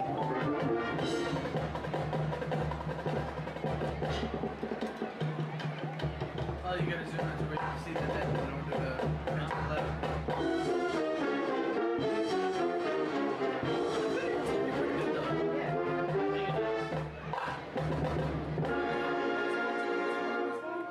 You're doing pretty good. Oh yeah. I Feels like hell. I think basketball. I did the basketball games and actually they good now? Yeah. Oh, thank you. Yeah, they're done. All right, now I can go back down. You and I can go back down. You can go back down. I'm starting to go back to the camera. Let's talk about it. Yeah. I was talking about me and him. It's like we're going back down so I can tell him that Terminator said. Oh, okay, yo, battery. The battery had. That battery is going to die. Did he give us a dead battery? Must have. He must have given us a dead battery. We had another battery that was like 3 minutes left. Really? Mr. Martin, the battery that's up here on the camera is about to die.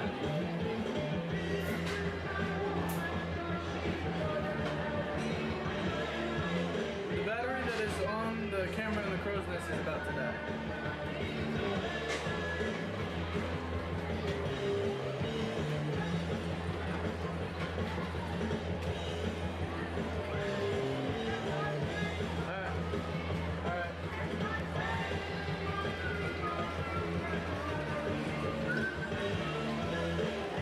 Dude, if this dies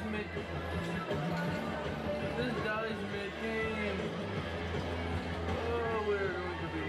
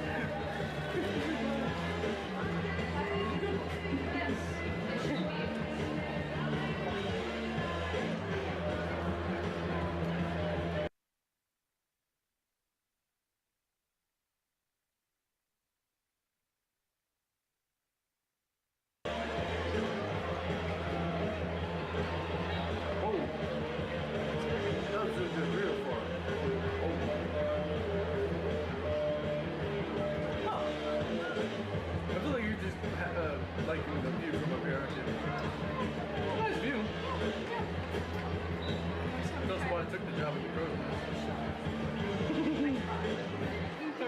Don't forget to stop by the concession stand for a cool refreshment. Hey, wanted you on the sidelines? Yeah, he tried. Well, I mean, he kind of did get you. He got me everywhere. Had me in the teacher's office, okay? Oh my lord. Like, He had you everywhere. Yes. Like, I was on teaching, I was going to start throwing water bottles at everyone. It was like, no one needs a water bottle, so whoever catches it gets to keep it.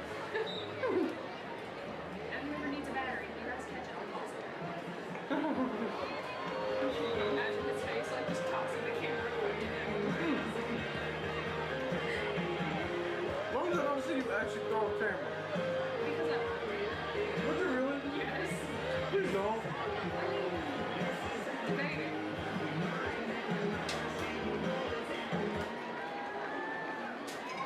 Hey, what time is it? Well, we're in the second quarter, and it's around 8.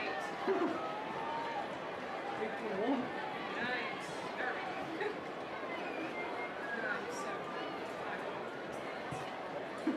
tired. It's like $50 for a water bottle.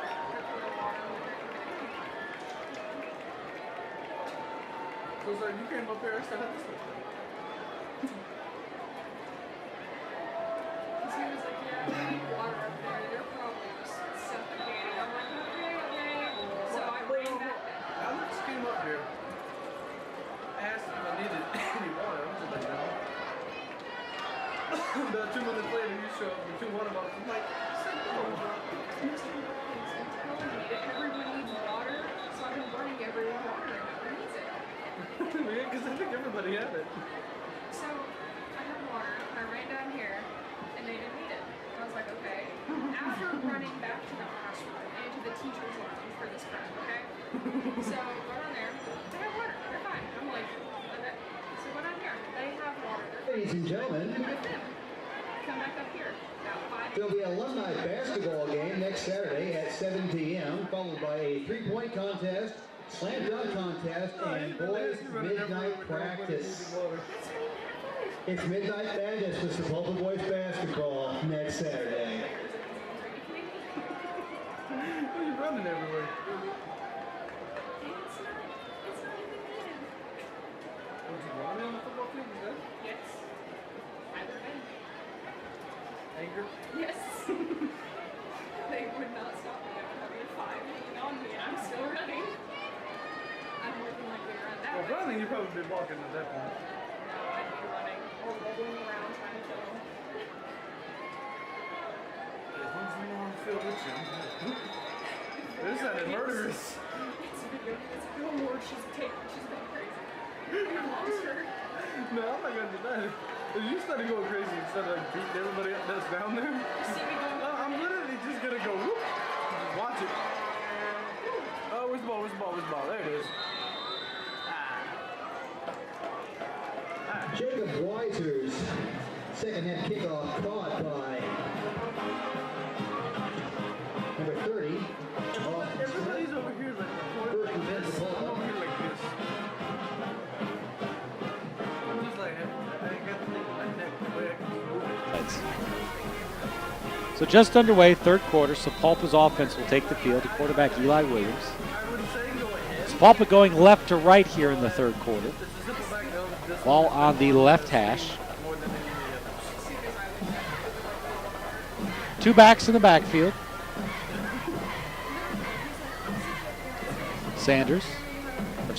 Williams gets the snap, gives it to Van up the left guard. No, it's a keeper. Pitch to the outside, nice play, 40 to the 45, out to the 48-yard line. Is that Esparza on the carry? Nice little, basically just an option. They rode Van up the middle. Williams tucked it, ran around left end, and pitched it to the back, going to the outside.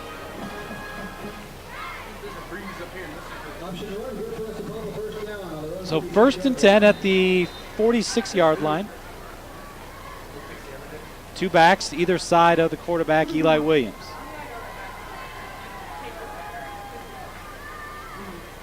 Snap, Williams fakes, he keeps it, runs up the middle, breaks the tackle 50 into the secondary, cuts back, he's in the open field.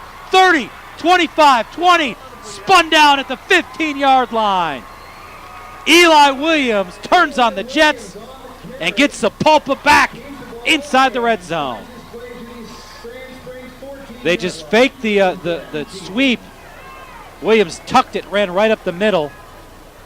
Big play out to the 14. 1st and 10 there for Sapulpa. Chieftains knocking on the door again. Clock rolling, 11:35 just underway here. Snap. Quarterback keeper now a pitch to the outside to the 10. Spins off a tackle down to the 6. A flag flies in late.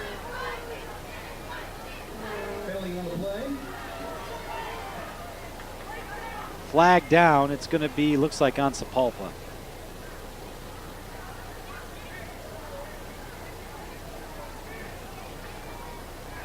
It's going to be a hold on the Chieftains. Let's see where they mark it from.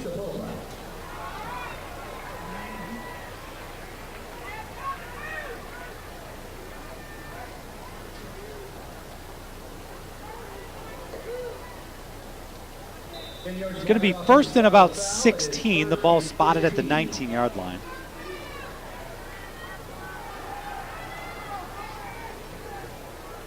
Two receivers to the right, one to the left. Pistol look, one back in the backfield behind Williams. Williams points to the ground. Ball snapped. They run it to the right. It's Esparza. He can't spin away from the tackle. He's going to lose a couple yards. Credit number 73 to clean it up. Malon Moyer, 6', 255 senior. Second down at 19. Brings up 2nd and about 18. Clock rolling, 10:40 third quarter, 17-0. Sand Springs with the lead. Williams all by himself in the backfield. 3 receivers right, 2 to the left. Ball just inside the left hash. Spotted at the 18. Snap, straight drop Williams, throws it up over the middle. It is caught. Esparza into the end zone. Touchdown, Chieftains! Esparza on the inside slant, catches it. Breaks the tackle at the 5 and walks in for the score. Sapulpa is on the board.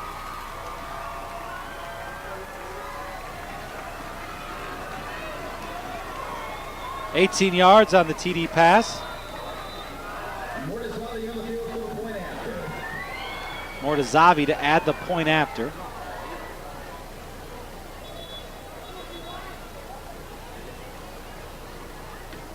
So Eli Williams, flag comes in. What's the call? It's a false start. So back him up 5 yards. False start.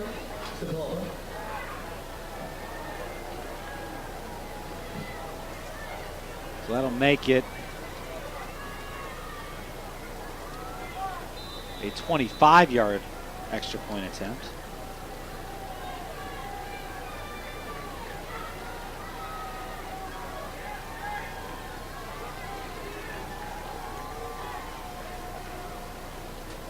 Ball down, kick is up, and it's good. Sapulpa strikes here in the third quarter. 17-7, Sand Springs with the lead. You're listening to Chieftain Football on the Sports Animal. Just 30, just 30. Okay, I'll reconnect.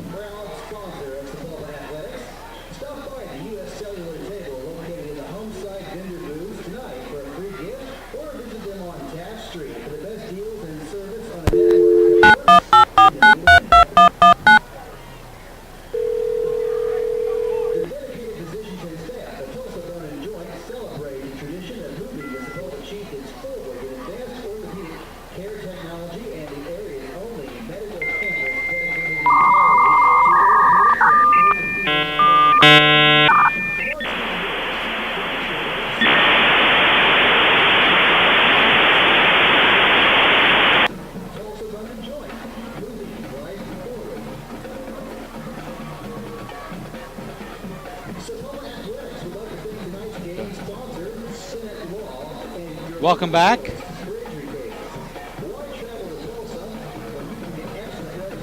Chieftains score 17-7. Kick Mortazavi puts a foot into it. It's going to be caught by Scott at the 5, cuts it up the middle of the field.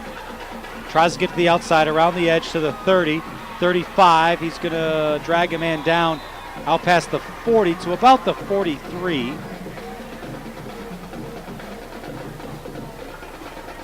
So here comes the Sand Springs offense. They'll have it 1st and 10. Ball spotted at about the 42.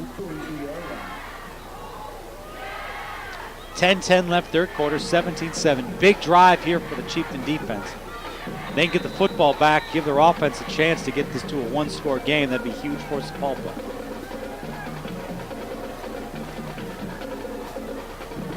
Sand Springs comes out. 2 receivers to the left, 1 to the right. Pistol look. Scott in the backfield.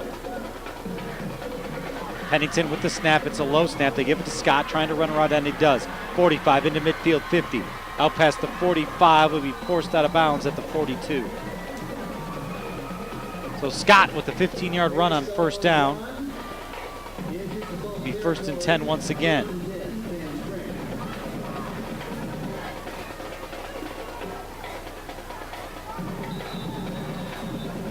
Ball at the 40, right hash.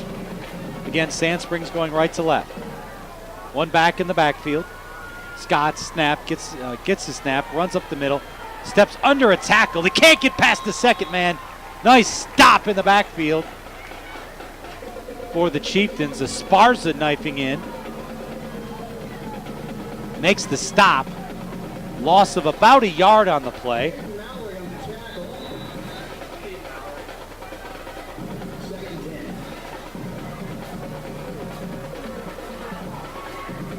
That'll bring up a 2nd and 11. Clock rolling, 9:20 third quarter. Ball at the 41. Snap. They give it to Scott. He'll try to jump over a man. Nothing doing inside. He'll be brought down. It looks like Hancock made the stop. Along with, is it Hall? Can't tell if it's 24. Maybe it's 20. Caleb Nuttall. So 3rd down and 10. Ball at the 40. Sandites need the 30 for a 1st down. 2 receivers right, 2 left. Scott the lone man in the backfield with quarterback Pennington. Snap. They give it to Scott up the middle. Sidesteps a man, can't get away. He'll be brought down at the 40. And Scott a bit slow to get up. He does get up, come off the field on his own power. So 4th down, great stop. We talked about it. Sapulpa's defense needed a stop and they got it. And they will punt away the football. Deep man is Esparza. Sandites, their first punt of the game. Good snap. High end over end kick. It's going to be fair caught at about the 12-yard line. That's where Sapulpa will take over. Hey, the defense did their job. They got the stop. Here comes the Sapulpa offense. They'll have a ways to go. Backed up at their own 12-yard line, but they got the football back. They went 70 yards on their first possession, an 18-yard touchdown pass. Williams to Esparza. The ball's marked at the 15. I shortchanged him a little bit. So Sapulpa will have it there, 1st and 10, going left to right here in the 3rd quarter. 7:49. Pistol look, 2 backs in the backfield. Sapulpa had success with that little option game. Straight handoff to the right. It's Van, gets around right end, cuts it back, gets past the 30. He'll have a 1st down. Good run there off right tackle by Dayton Van. Give him about 12 on the play. He'll be out to the 31. Check that, I shortchanged him. Give him about 16 on the play. 7:30 and counting. Again, snap, running right with it is Van, has a hole. Gets out to maybe about the 35. Flag flies late. Pickup of about 3 momentarily. Let's see what the call is. And Sapulpa players are clapping. It's a personal foul, 15-yard face mask on the Sandites. So mark it off 15 yards. That's going to be another first down for Sapulpa. And they're going to have the football in good field position. The penalty takes it all the way to the 50. Sapulpa's offense humming a little bit here.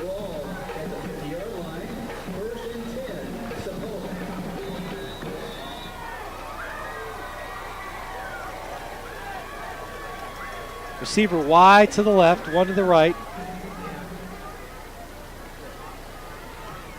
The Chieftains looking for the play call. Clock rolling, 7:05. Sanders, the receiver to the right. 2 backs in the backfield. Williams gets the snap, fakes. They're running the option to the right. They pitch it. This time it's diagnosed. Esparza breaks the tackle. He'll get a couple yards on the play when he should have lost about 2. So credit the effort to Marcus Esparza. He'll get it out to the 48 into Sandite territory. Clock rolling, 6:35, third quarter.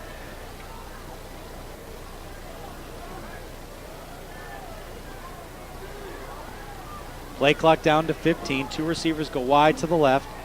2 tight ends to the right. 1 back in the backfield. Van behind Williams, who's in the pistol. Gets the snap. Quick throw out to the left. Sanders catches it, cuts it upfield to 50, 40, into the secondary. Spins off a tackle down to the 35. He'll have a first down there for the Chieftains. Jaquan Sanders showing some burst.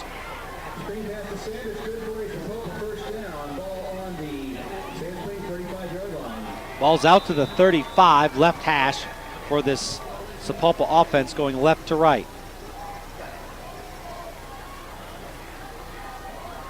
Clock now under 6 minutes, third quarter. 2 receivers right, 2 tight ends to the left. Ball on the left hash. Williams gets a snap. Van running to the left, nice hole, cuts it back to the right, past the 40, or 30, down to the 35. Ball comes out. Ball comes out. So Sand Springs has it.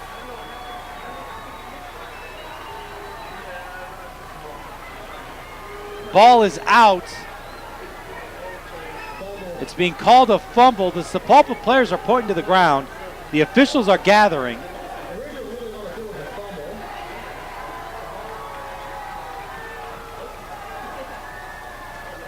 Officials still talking. I couldn't tell if Van was down or not. Sand Springs is over on their sideline. The Sapulpa offense is still on the field. What are the officials saying? It's a first down, Sapulpa. First down, Chieftains. All right. Again, I couldn't tell if the ball was out either way. Sapulpa gets a break. They'll keep the football, and they're humming now.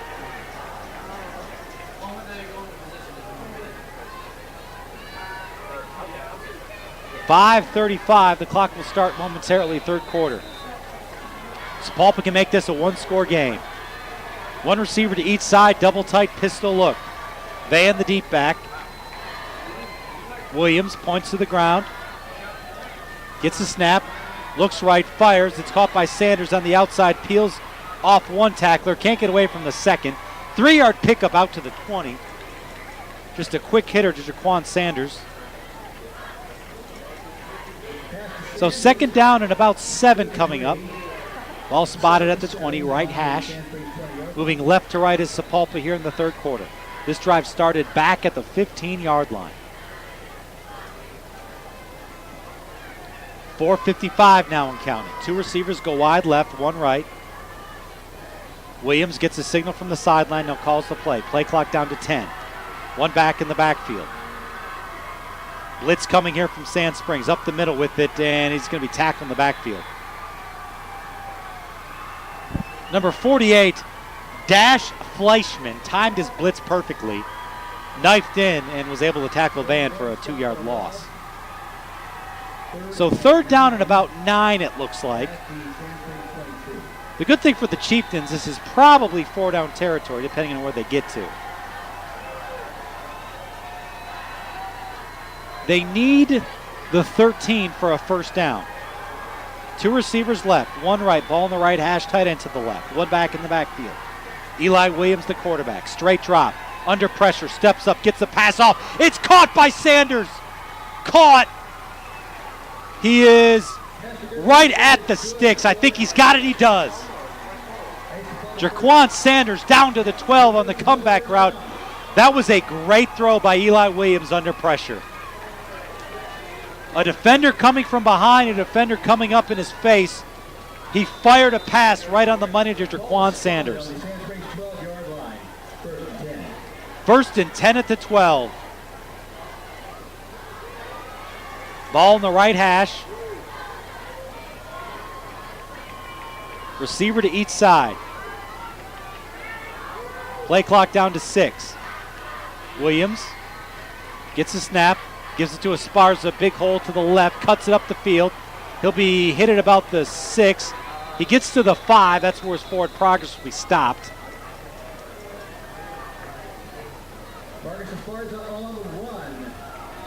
So about the 5-yard line is where they'll spot this football. Get him in the left hash. Second down coming up. It's second and about, we'll call it 4. He gets the 6. They can get a first down at the 2-yard line against Sapulpa. Clock rolling now, 3:21. 1 receiver each side, 2 backs in the backfield. Williams gets a snap. Fake. Williams keeps it up the middle. He'll get to the 5, maybe the 4. Eli Williams keeps the ball. So third down here. The ball is spotted, it looks like just short of the 4-yard line. So we'll call it 3rd and 2.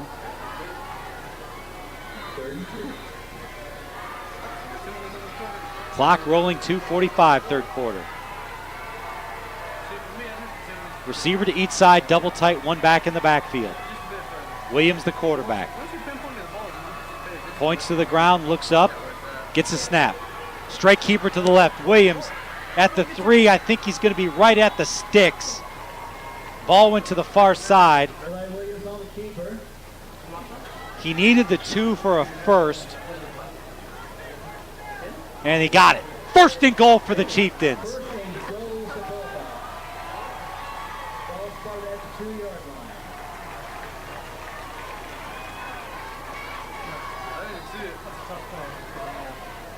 So clock rolling now, 2:24, third quarter. Sapulpa knocking on the door at the 2. 1 back in the backfield, pistol look, Williams, double tight. Williams gets a snap. Quarterback keeper, Williams to the right. He's hit at the goal line, can't spin away, he's turned away at the 1. That just brings up second and goal from the 1-yard line. We'll credit big number 73, Milan Moyer, for turning back Williams. Clock rolling, 1:40, third quarter. Second and goal at the 1. Again, 2 receivers to the right, 2 tight ends. Williams, the quarterback. Gets the snap. Again, quarterback keeper to the left. Williams hitting the backfield. He's down near the goal line. No signal yet from the official, and they're marking him down short of the goal line. Third down and goal. Ball is as close to the goal line as it can be. We'll call it 3rd and a foot. Down under a minute here in the third quarter. 2 receivers to each side, double tight. Williams runs up under center. Calls for it, gets a snap. Williams straight ahead. And where's the call? He's in! Touchdown Sapulpa! Eli Williams on the keeper. 17-13 with the extra point coming. Great drive by the Chieftains, started back at the 15-yard line. Williams caps it off. He carried the ball the last 4 plays.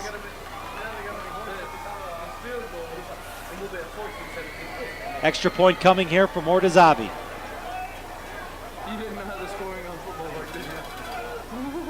Ball down, kick up, kick is no good. Oh man. Mortazavi missed it, 17-13. Sapulpa fighting back. You're listening to Chieftain Football on the Sports Animal. 1 minute. Was that, how many plays? Was that 13 plays did you get?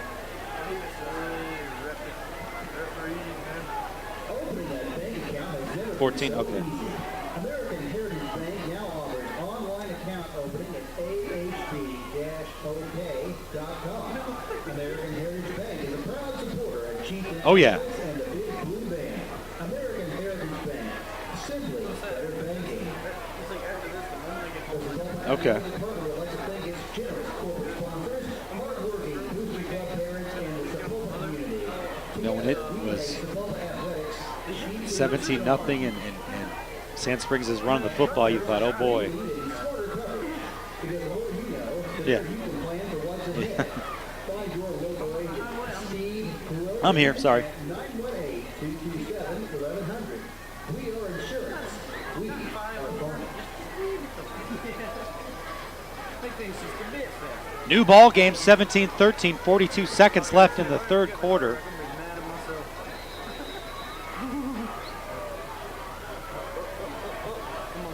High short kick. It's going to be a fair catch at the 25-yard line by number 17, Braden McMillican.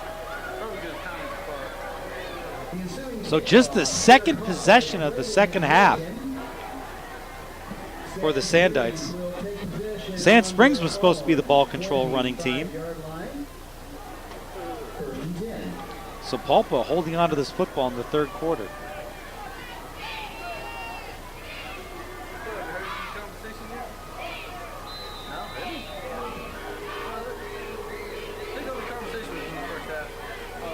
Here comes Sand Springs, 41 seconds.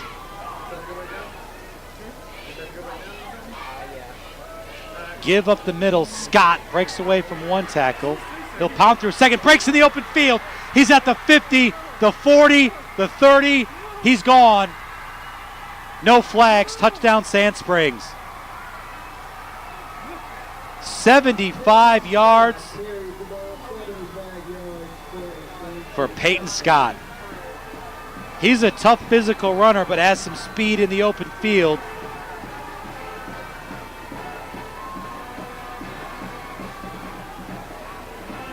As it's 23-13 with the extra point coming.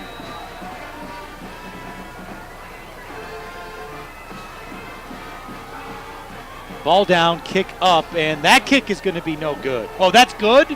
Wow.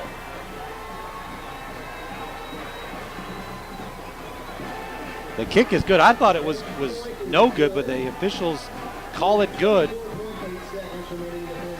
And with 24 seconds left, Sand Springs again has extended that arm and taken an 11-point lead over the Sapulpa Chieftains. Don't forget, you can listen to Chieftain Football all season long right here on 99.9 AM 1550. The Sports Animal. Next week we hit the road, head to North Tulsa, SC Williams Stadium to see the Booker T. Washington Hornets, one of the powerful programs, if you will, in Class 6A2. At last check, Booker T was leading 63-0 over Ponca City. That in the third quarter.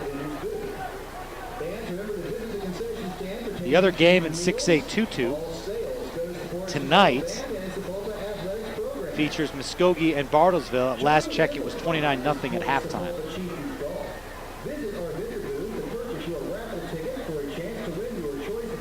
24-13 the score.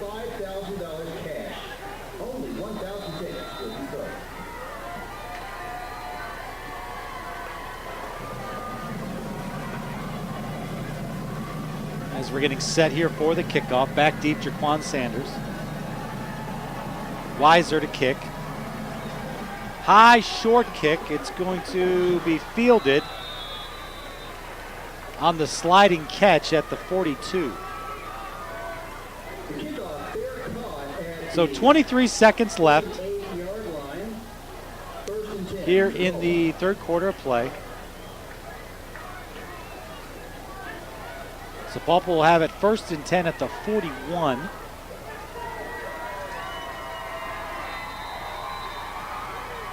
Chieftains in this third quarter have run 21 plays, covering 155 yards, and have scored 2 touchdowns.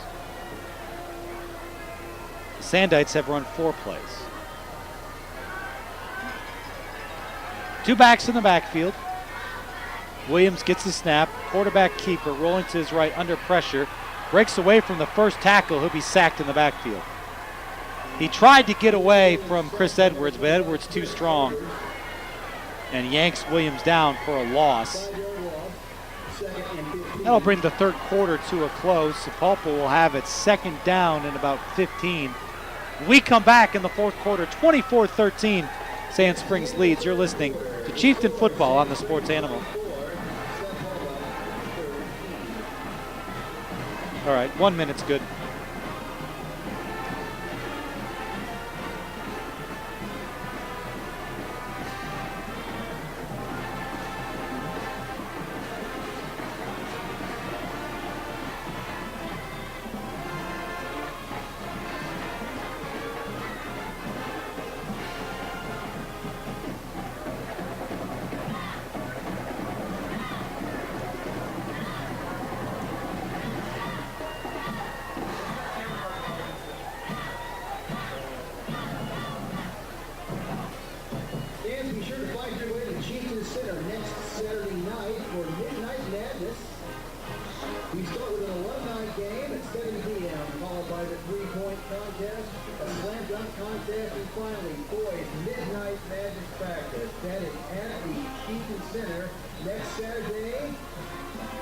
Back on your own for sports, the Sports Animal.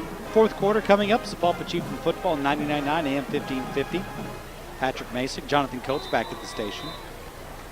Fourth quarter, Sand Springs leads 24-13.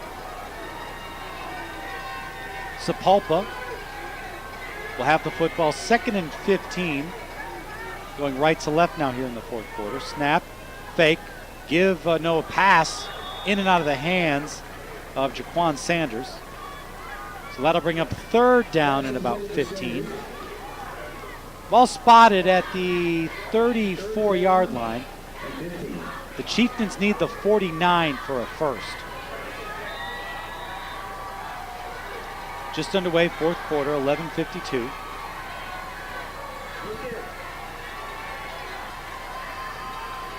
Williams out of the pistol. Gets the snap, straight drop, looking downfield, steps up in the pocket. He's going to run with it. Past the 40, 45, to the 50. First down over to the 48-yard line for Eli Williams. Big run on the scramble. And Williams has the football in Sandite territory. 11:44. Clock rolling here, fourth quarter. 2 backs in the backfield, 1 receiver split to each side. Ball just inside the right hash. Williams, the quarterback, gets a snap, fakes a handoff, option to the left, pitch. It's going to be caught out there past the 40 into the secondary. 35 breaking tackles, 30 spun out of bounds. At the 23-yard line is Marcus Esparza. He'll be forced out by Dash Fleischman. Great pickup on the play.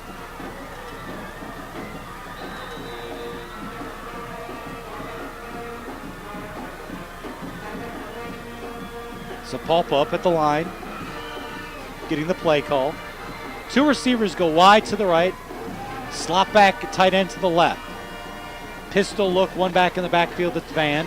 Eli Williams, the quarterback. Sapulpa left hash going right to left. Snap, quick throw out to the right, Sanders catches it in the flat, cuts it upfield. He'll get out to about the 15. Sanders, no, I think that was Aaron Seacrest. Or was it Esparza? I was off on both accounts. Big pickup of about 8 on the play out to the 15-yard line.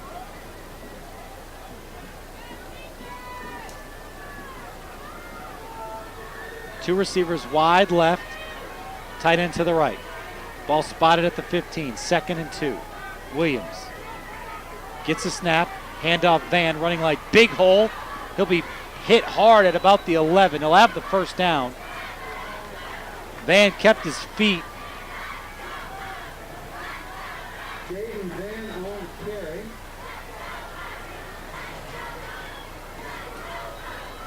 So let's see, where's the spot? They have the first down. They spot the ball at the 12. Clock rolling, 9:52 fourth quarter. 24-13. Van running off. He's told to run back on. Play clock down to 10 seconds. Sepulpa now just getting into formation. 5 seconds on the play clock. They got to hustle. 4 seconds, and they'll take a timeout. 9:32 left, 24-13. Sand Springs with the lead. We'll take it with them. You're listening to Chieftain Football on the Sports Animal. Athletics would like to thank tonight's game sponsor, Stinnett Law, your local choice for injury cases. Why travel 1 minute. when you can get excellent representation right here at home? Stinnett Law, small town compassion, big city results. Okay. U.S. Cellular Premier Locations is proud to support Sepulpa Athletics. Stop by the U.S. Cellular table, located in the home side vendor's booth tonight for a free gift, or visit them on Taft Street for the best deals and service on a network that works in the middle of India. It takes 6 months to recover from identity theft. It takes 5 minutes to protect yourself.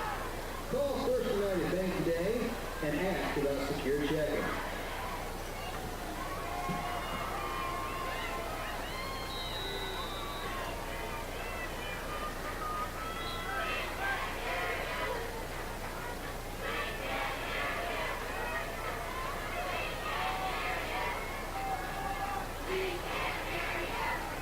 Back, Sepulpa Chieftain Football in the Sports Animal. Give Van off the right side, breaks a tackle, spins off to the 5. Brought down at about the 4. So good run there. Brings up 2nd down and about 3. Ball spotted just inside the 5-yard line. Ball marked on the 5-yard line. 2nd down and 2. So Sepulpa can get a first down without the touchdown. As they'll go here. Clock rolling 9 minutes. 2 backs in the backfield. Williams gets a snap. Hands off. Van right. Cuts it inside. He'll be met at about the 2. Close to the first down marker. See where the spot is. Clock still rolling. Down to 8:35 and counting. He's just short. It's 3rd down, maybe half a yard. Just short of a first down. Ball on the Sand Springs 3-yard line. 2 backs in the backfield.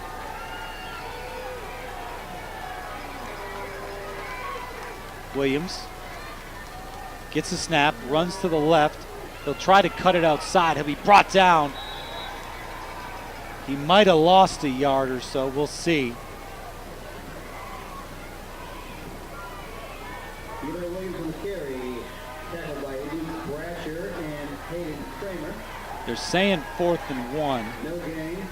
No gain on the play. 4th down, less than a yard. Sepulpa going to go for it. You need a field goal at some point anyway, but boy, 4th and a foot down at the 3-yard line, you go for it. Official timeout. Officials timeout, they're going to measure this. Okay. That gives Sepulpa a chance to go over some things. Again, it's 4th down, less than a foot is the current mark. Come out and get your car washed and support your hometown team. bring the chains. Clock stops, 7:44.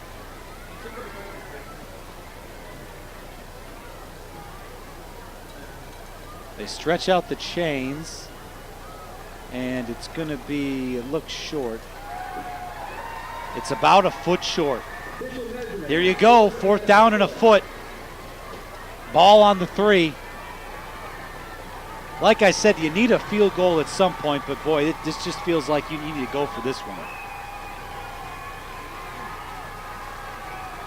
So here we go, 4th down and a foot. Ball at the 3. Massive play in this ball game. 7:44 on the clock. They'll start it momentarily. Now they do. Clock rolling. Here we go on 4th down. Williams up under center. Gets the snap. Dives forward. Getting a push from behind. I think he's got it. He had to have gotten a foot there. And it's a 1st down, Sapulpa. 1st and goal at the 2. 7:30 left, 24-13. You already better have your 2-point play ready because you're going for 2 if you score here.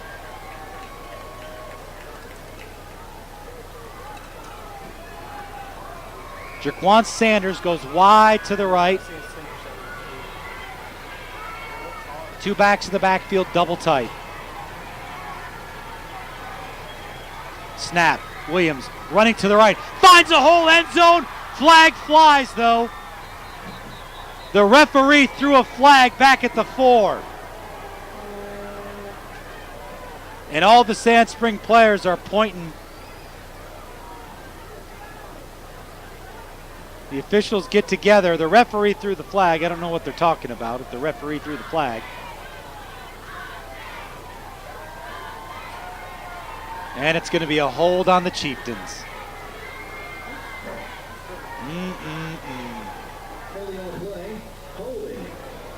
The flag is sitting just inside the 5-yard line. They mark it off from there. It's 1st and goal at the 15.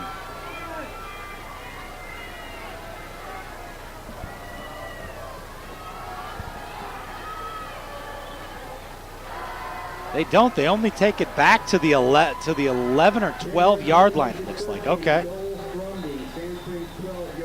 So the hold happened at the 2. Like I said, the flag was sitting at the 5. So 1st and goal at the 12. Clock is started. 6.5 minutes.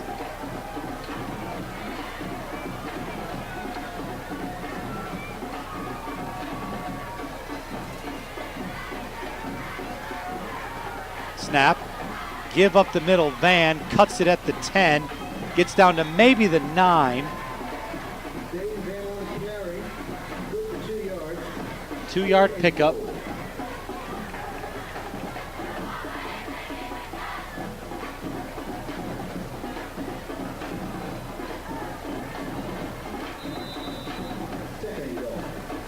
Second and goal, ball at the 10.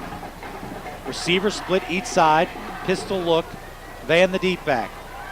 Williams checks the sideline, gets an audible. Now turns, faces the offense, gets a snap, straight drop, looks, fires a pass into the corner. It is caught, but it's out of bounds. Just too far for Jaquan Sanders to run to. So incomplete pass stops the clock, 5:33. That'll bring up 3rd down and goal. Ball just inside the 10. It's about 3 yards or so inside the left hash. So more room to operate to the right side of the field. Play clock at 12 seconds. Sanders, 2 receivers to the right, 1 to the left, tight end to the left. Gets a snap, straight drop, looks upfield, fires a pass over the middle, diving catch, incomplete, Jaquan Sanders. 4th down and goal here, decision time. And Coach Borgstad is sending the field goal unit on the team. Like I said, you need a field goal at some point. 4th and 10 here, feels like you need to take the field goal.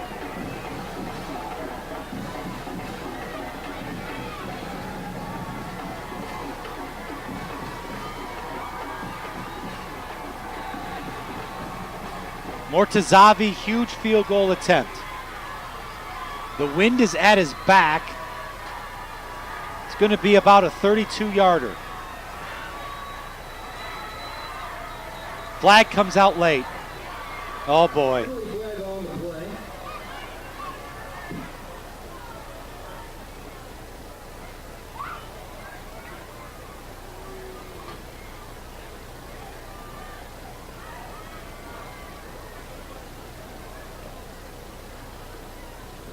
What's the call? It's going to be unsportsmanlike conduct on Sand Springs. That's a first down. I think sometimes if you call out signals, you'll get the penalty. So mark it off to the 5, and that's a massive, massive break for the Sapulpa Chieftains. Unsportsmanlike conduct, not sure exactly what it was. So 5:27. The unsportsmanlike conduct penalty is half the distance to the goal. Ball will be placed at the 5-yard line.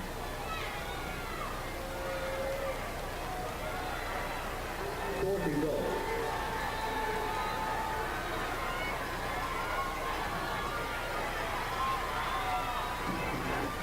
Yeah. Here we go, field goal coming up. They're still gonna, it's still fourth down, I guess. Snap, ball down, kick up. Kick is good. Mortazavi on the field goal. So that was a 23-yarder.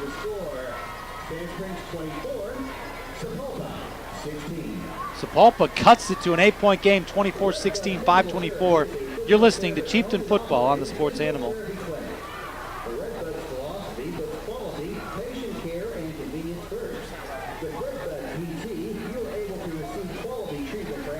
Okay, that's fine. Do they have the ball? Have they had the ball the entire quarter?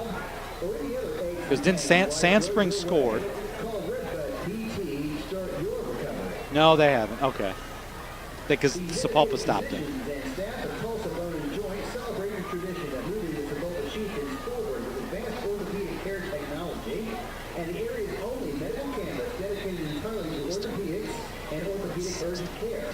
From our team to yours, here's to a great season. Call today or visit online at tulsa.enjoy.com. Okay. Tulsa.enjoy.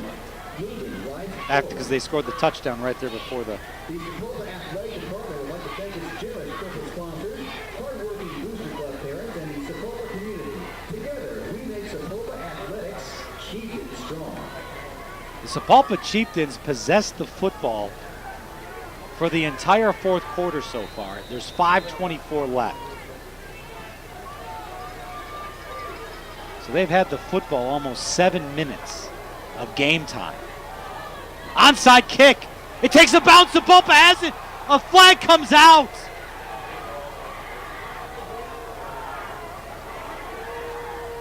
A flag came out. Sapulpa recovered the onside.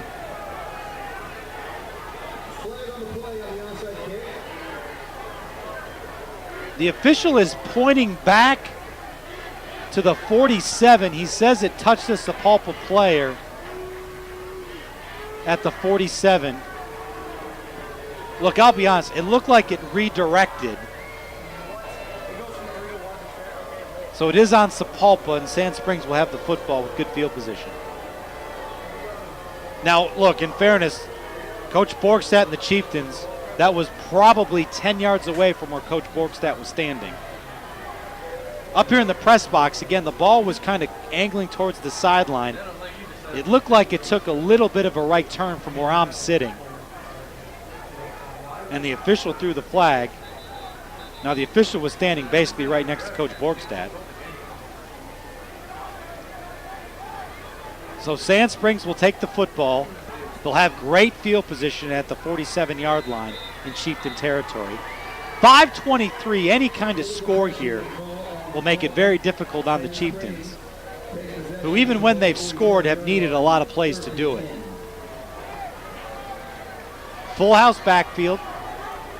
Pennington feels like he probably hasn't played in an hour. They give it to Scott. He pounds up the middle. That is just the 6th play Sand Springs has run this half. And there's 5:06 left in the 4th quarter. 4-yard pickup, 2nd and 6.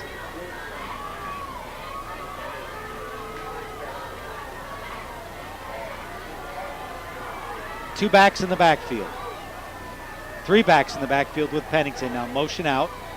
Give again. Scott running right, finds his seam. He'll bulldoze a man at the 39.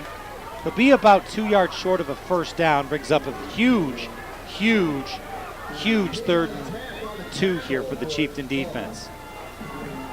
Clock rolling, 4:27. Chieftains need to stop here. It's almost a full 2 yards for a first down.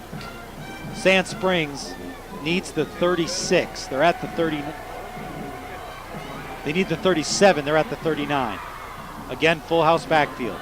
Pennington gets a snap. Give running left. Scott, he has the first down. He's going to be out to about the 36-yard line or so. He got it by a yard. More importantly, the clock is now at 4:01. Rolling now under 4 minutes. 8-point lead for Sand Springs. Sandites break the huddle. Receiver each side. 3 backs in the backfield. It's a pistol look. Now motion out. Snap. Give to Scott running right. Spins off 1 tackle. Cuts it back. He's at the 20. Breaks the tackle. 15, 10, 5. Touchdown. Peyton Scott for the 3rd time today. It's a 36-yard TD run, and that's a backbreaker for Sapulpa with 3:32 left.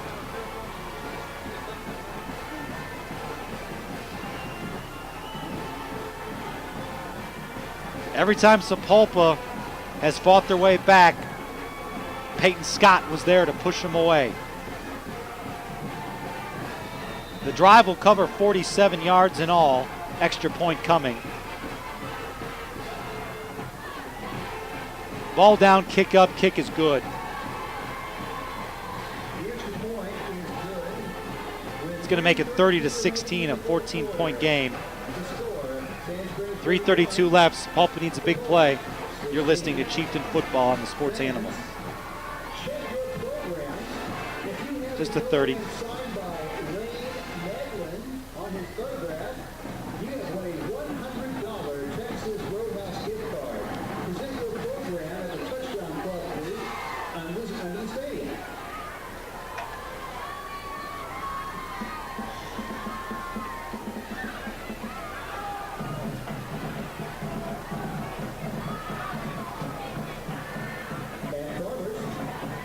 We believe in smarter coverage because the more you know, the better you can plan for Walkerville. Find your local 3:32 left in this one. Sapulpa down by 14. They need something big here. The Chieftains offensively have played well, but it's been on long drives. 7 plays. They had a 14-play and then a 16-play drive to get their points tonight.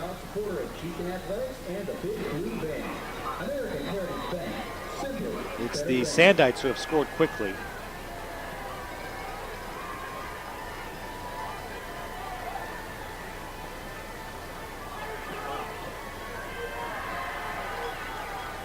Here's the kick from Weiser. Again, a high short kick. It's going to be fair caught at the 36, 37-yard line.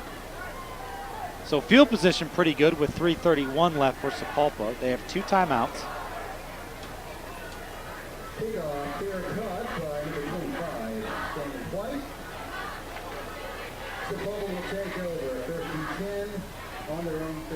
So 1st and 10 for Sapulpa. They need a big play, as we said. Something to get their offense going. They trail by 14 points. They'll go right to left here in the 4th quarter. There is a wind. It's at Sapulpa's back. Williams in the pistol. Rolls to his right, looking downfield, fires a pass. It is incomplete, intended for Aaron Sechrist. Brings up 2nd and 10. Clock stopped, 3:26.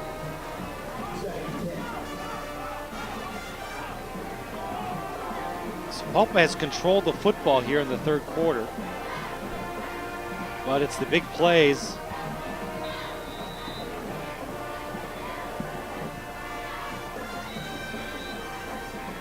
of Sand Springs that have been the difference.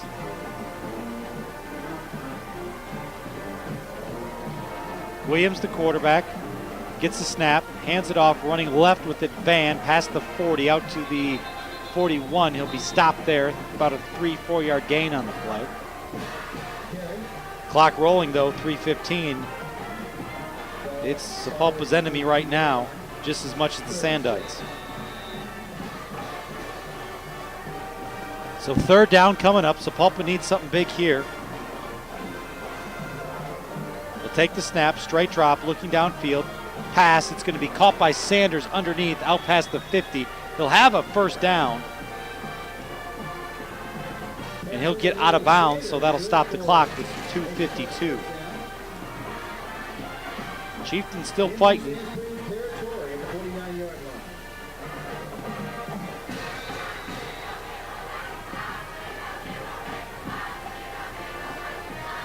Three receivers go wide to the right, one to the left, one back in the backfield. Clock stopped, 2:52.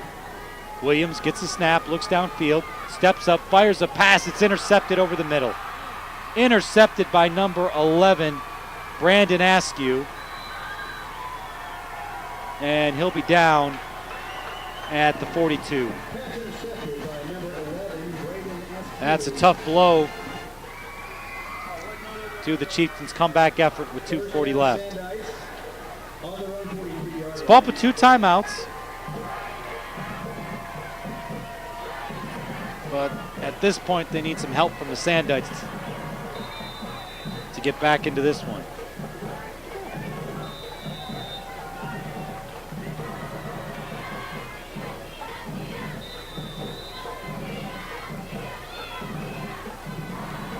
Return of about 11 yards on the interception.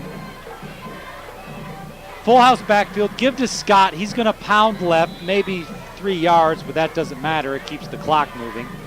He's out past the 45 to the 46.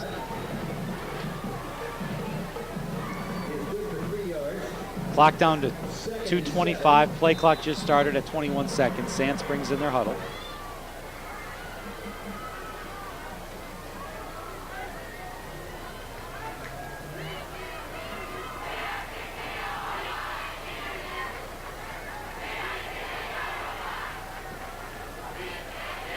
Sapulpa handoff to the right, running off right tackle.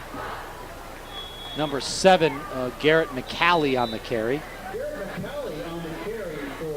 He'll get about 2 yards, brings up 3rd down. By my unofficial count tonight, Peyton Scott has 176 yards in touchdown runs. He has touchdown runs of 45, 19, 75, and 36 tonight.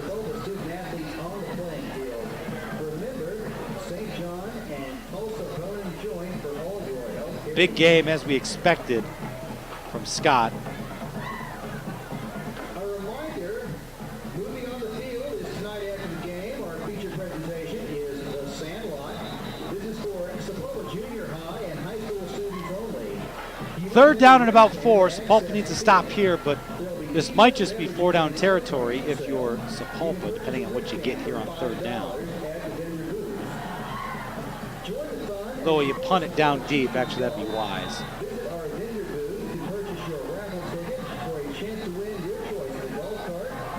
157, full house backfield. Scott back in the game, the deep back. Snap, they give it to Scott. He'll run left, big hole up the middle. He'll get out past the 40, 35, down to about the 33. 1st down, 150 left.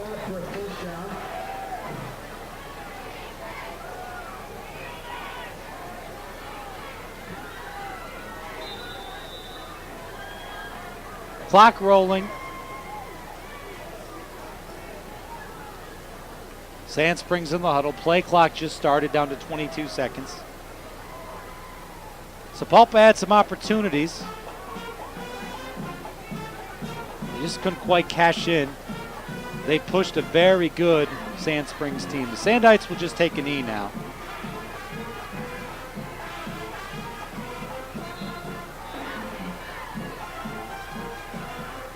As the clock is rolling, 1:20. As we said, next week, the Chieftains will head north to take on the Booker T. Washington Hornets. Pre-game set for 6:30. Kickoff will be 7 o'clock. As we're down to 1 minute now left in the game. Play clock down to 10 seconds.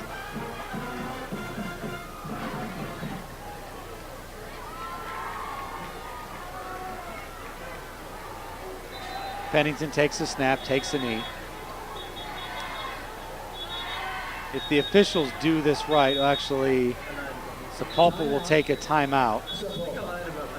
36 seconds left. It's going to be third down. That I think was the last timeout for the Chieftains. It says 1 on the board. I thought that was their last one.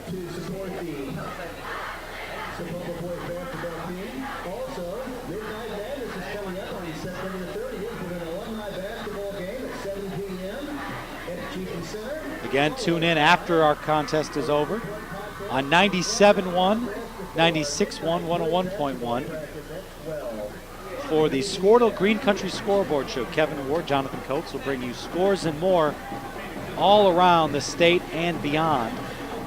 First night of district play, so we'll be interested to see where other district opponents fell throughout Class 6A1 all the way down to Class C. Pennington gets a snap, takes the knee. If they do this right, that'll be the ball game. The officials in no real hurry to spot the football. They spot it and the play clock hasn't started. That'll do it as the final 20 seconds will run off. 31-16 is your final. As the Chieftains made a push, but big plays from Peyton Scott was the difference. Against Sapulpa will drop to 0-4, 0-1 in district play. Sand Springs goes to 2-2, 1-0 in district play. Against Sapulpa next week will be at Booker T. Washington. Pre-game 6:30, kickoff 7. Don't forget, over on 97.1, 96.1, tune in to the Green Country, to the Squirtle Green Country Scoreboard Show. For my producer back at the station, Jonathan Coates, I'm Patrick Masick again. 31-16, Sand Springs takes the Highway 97 rivalry. You've been listening to Chieftain Football on the Sports Animal.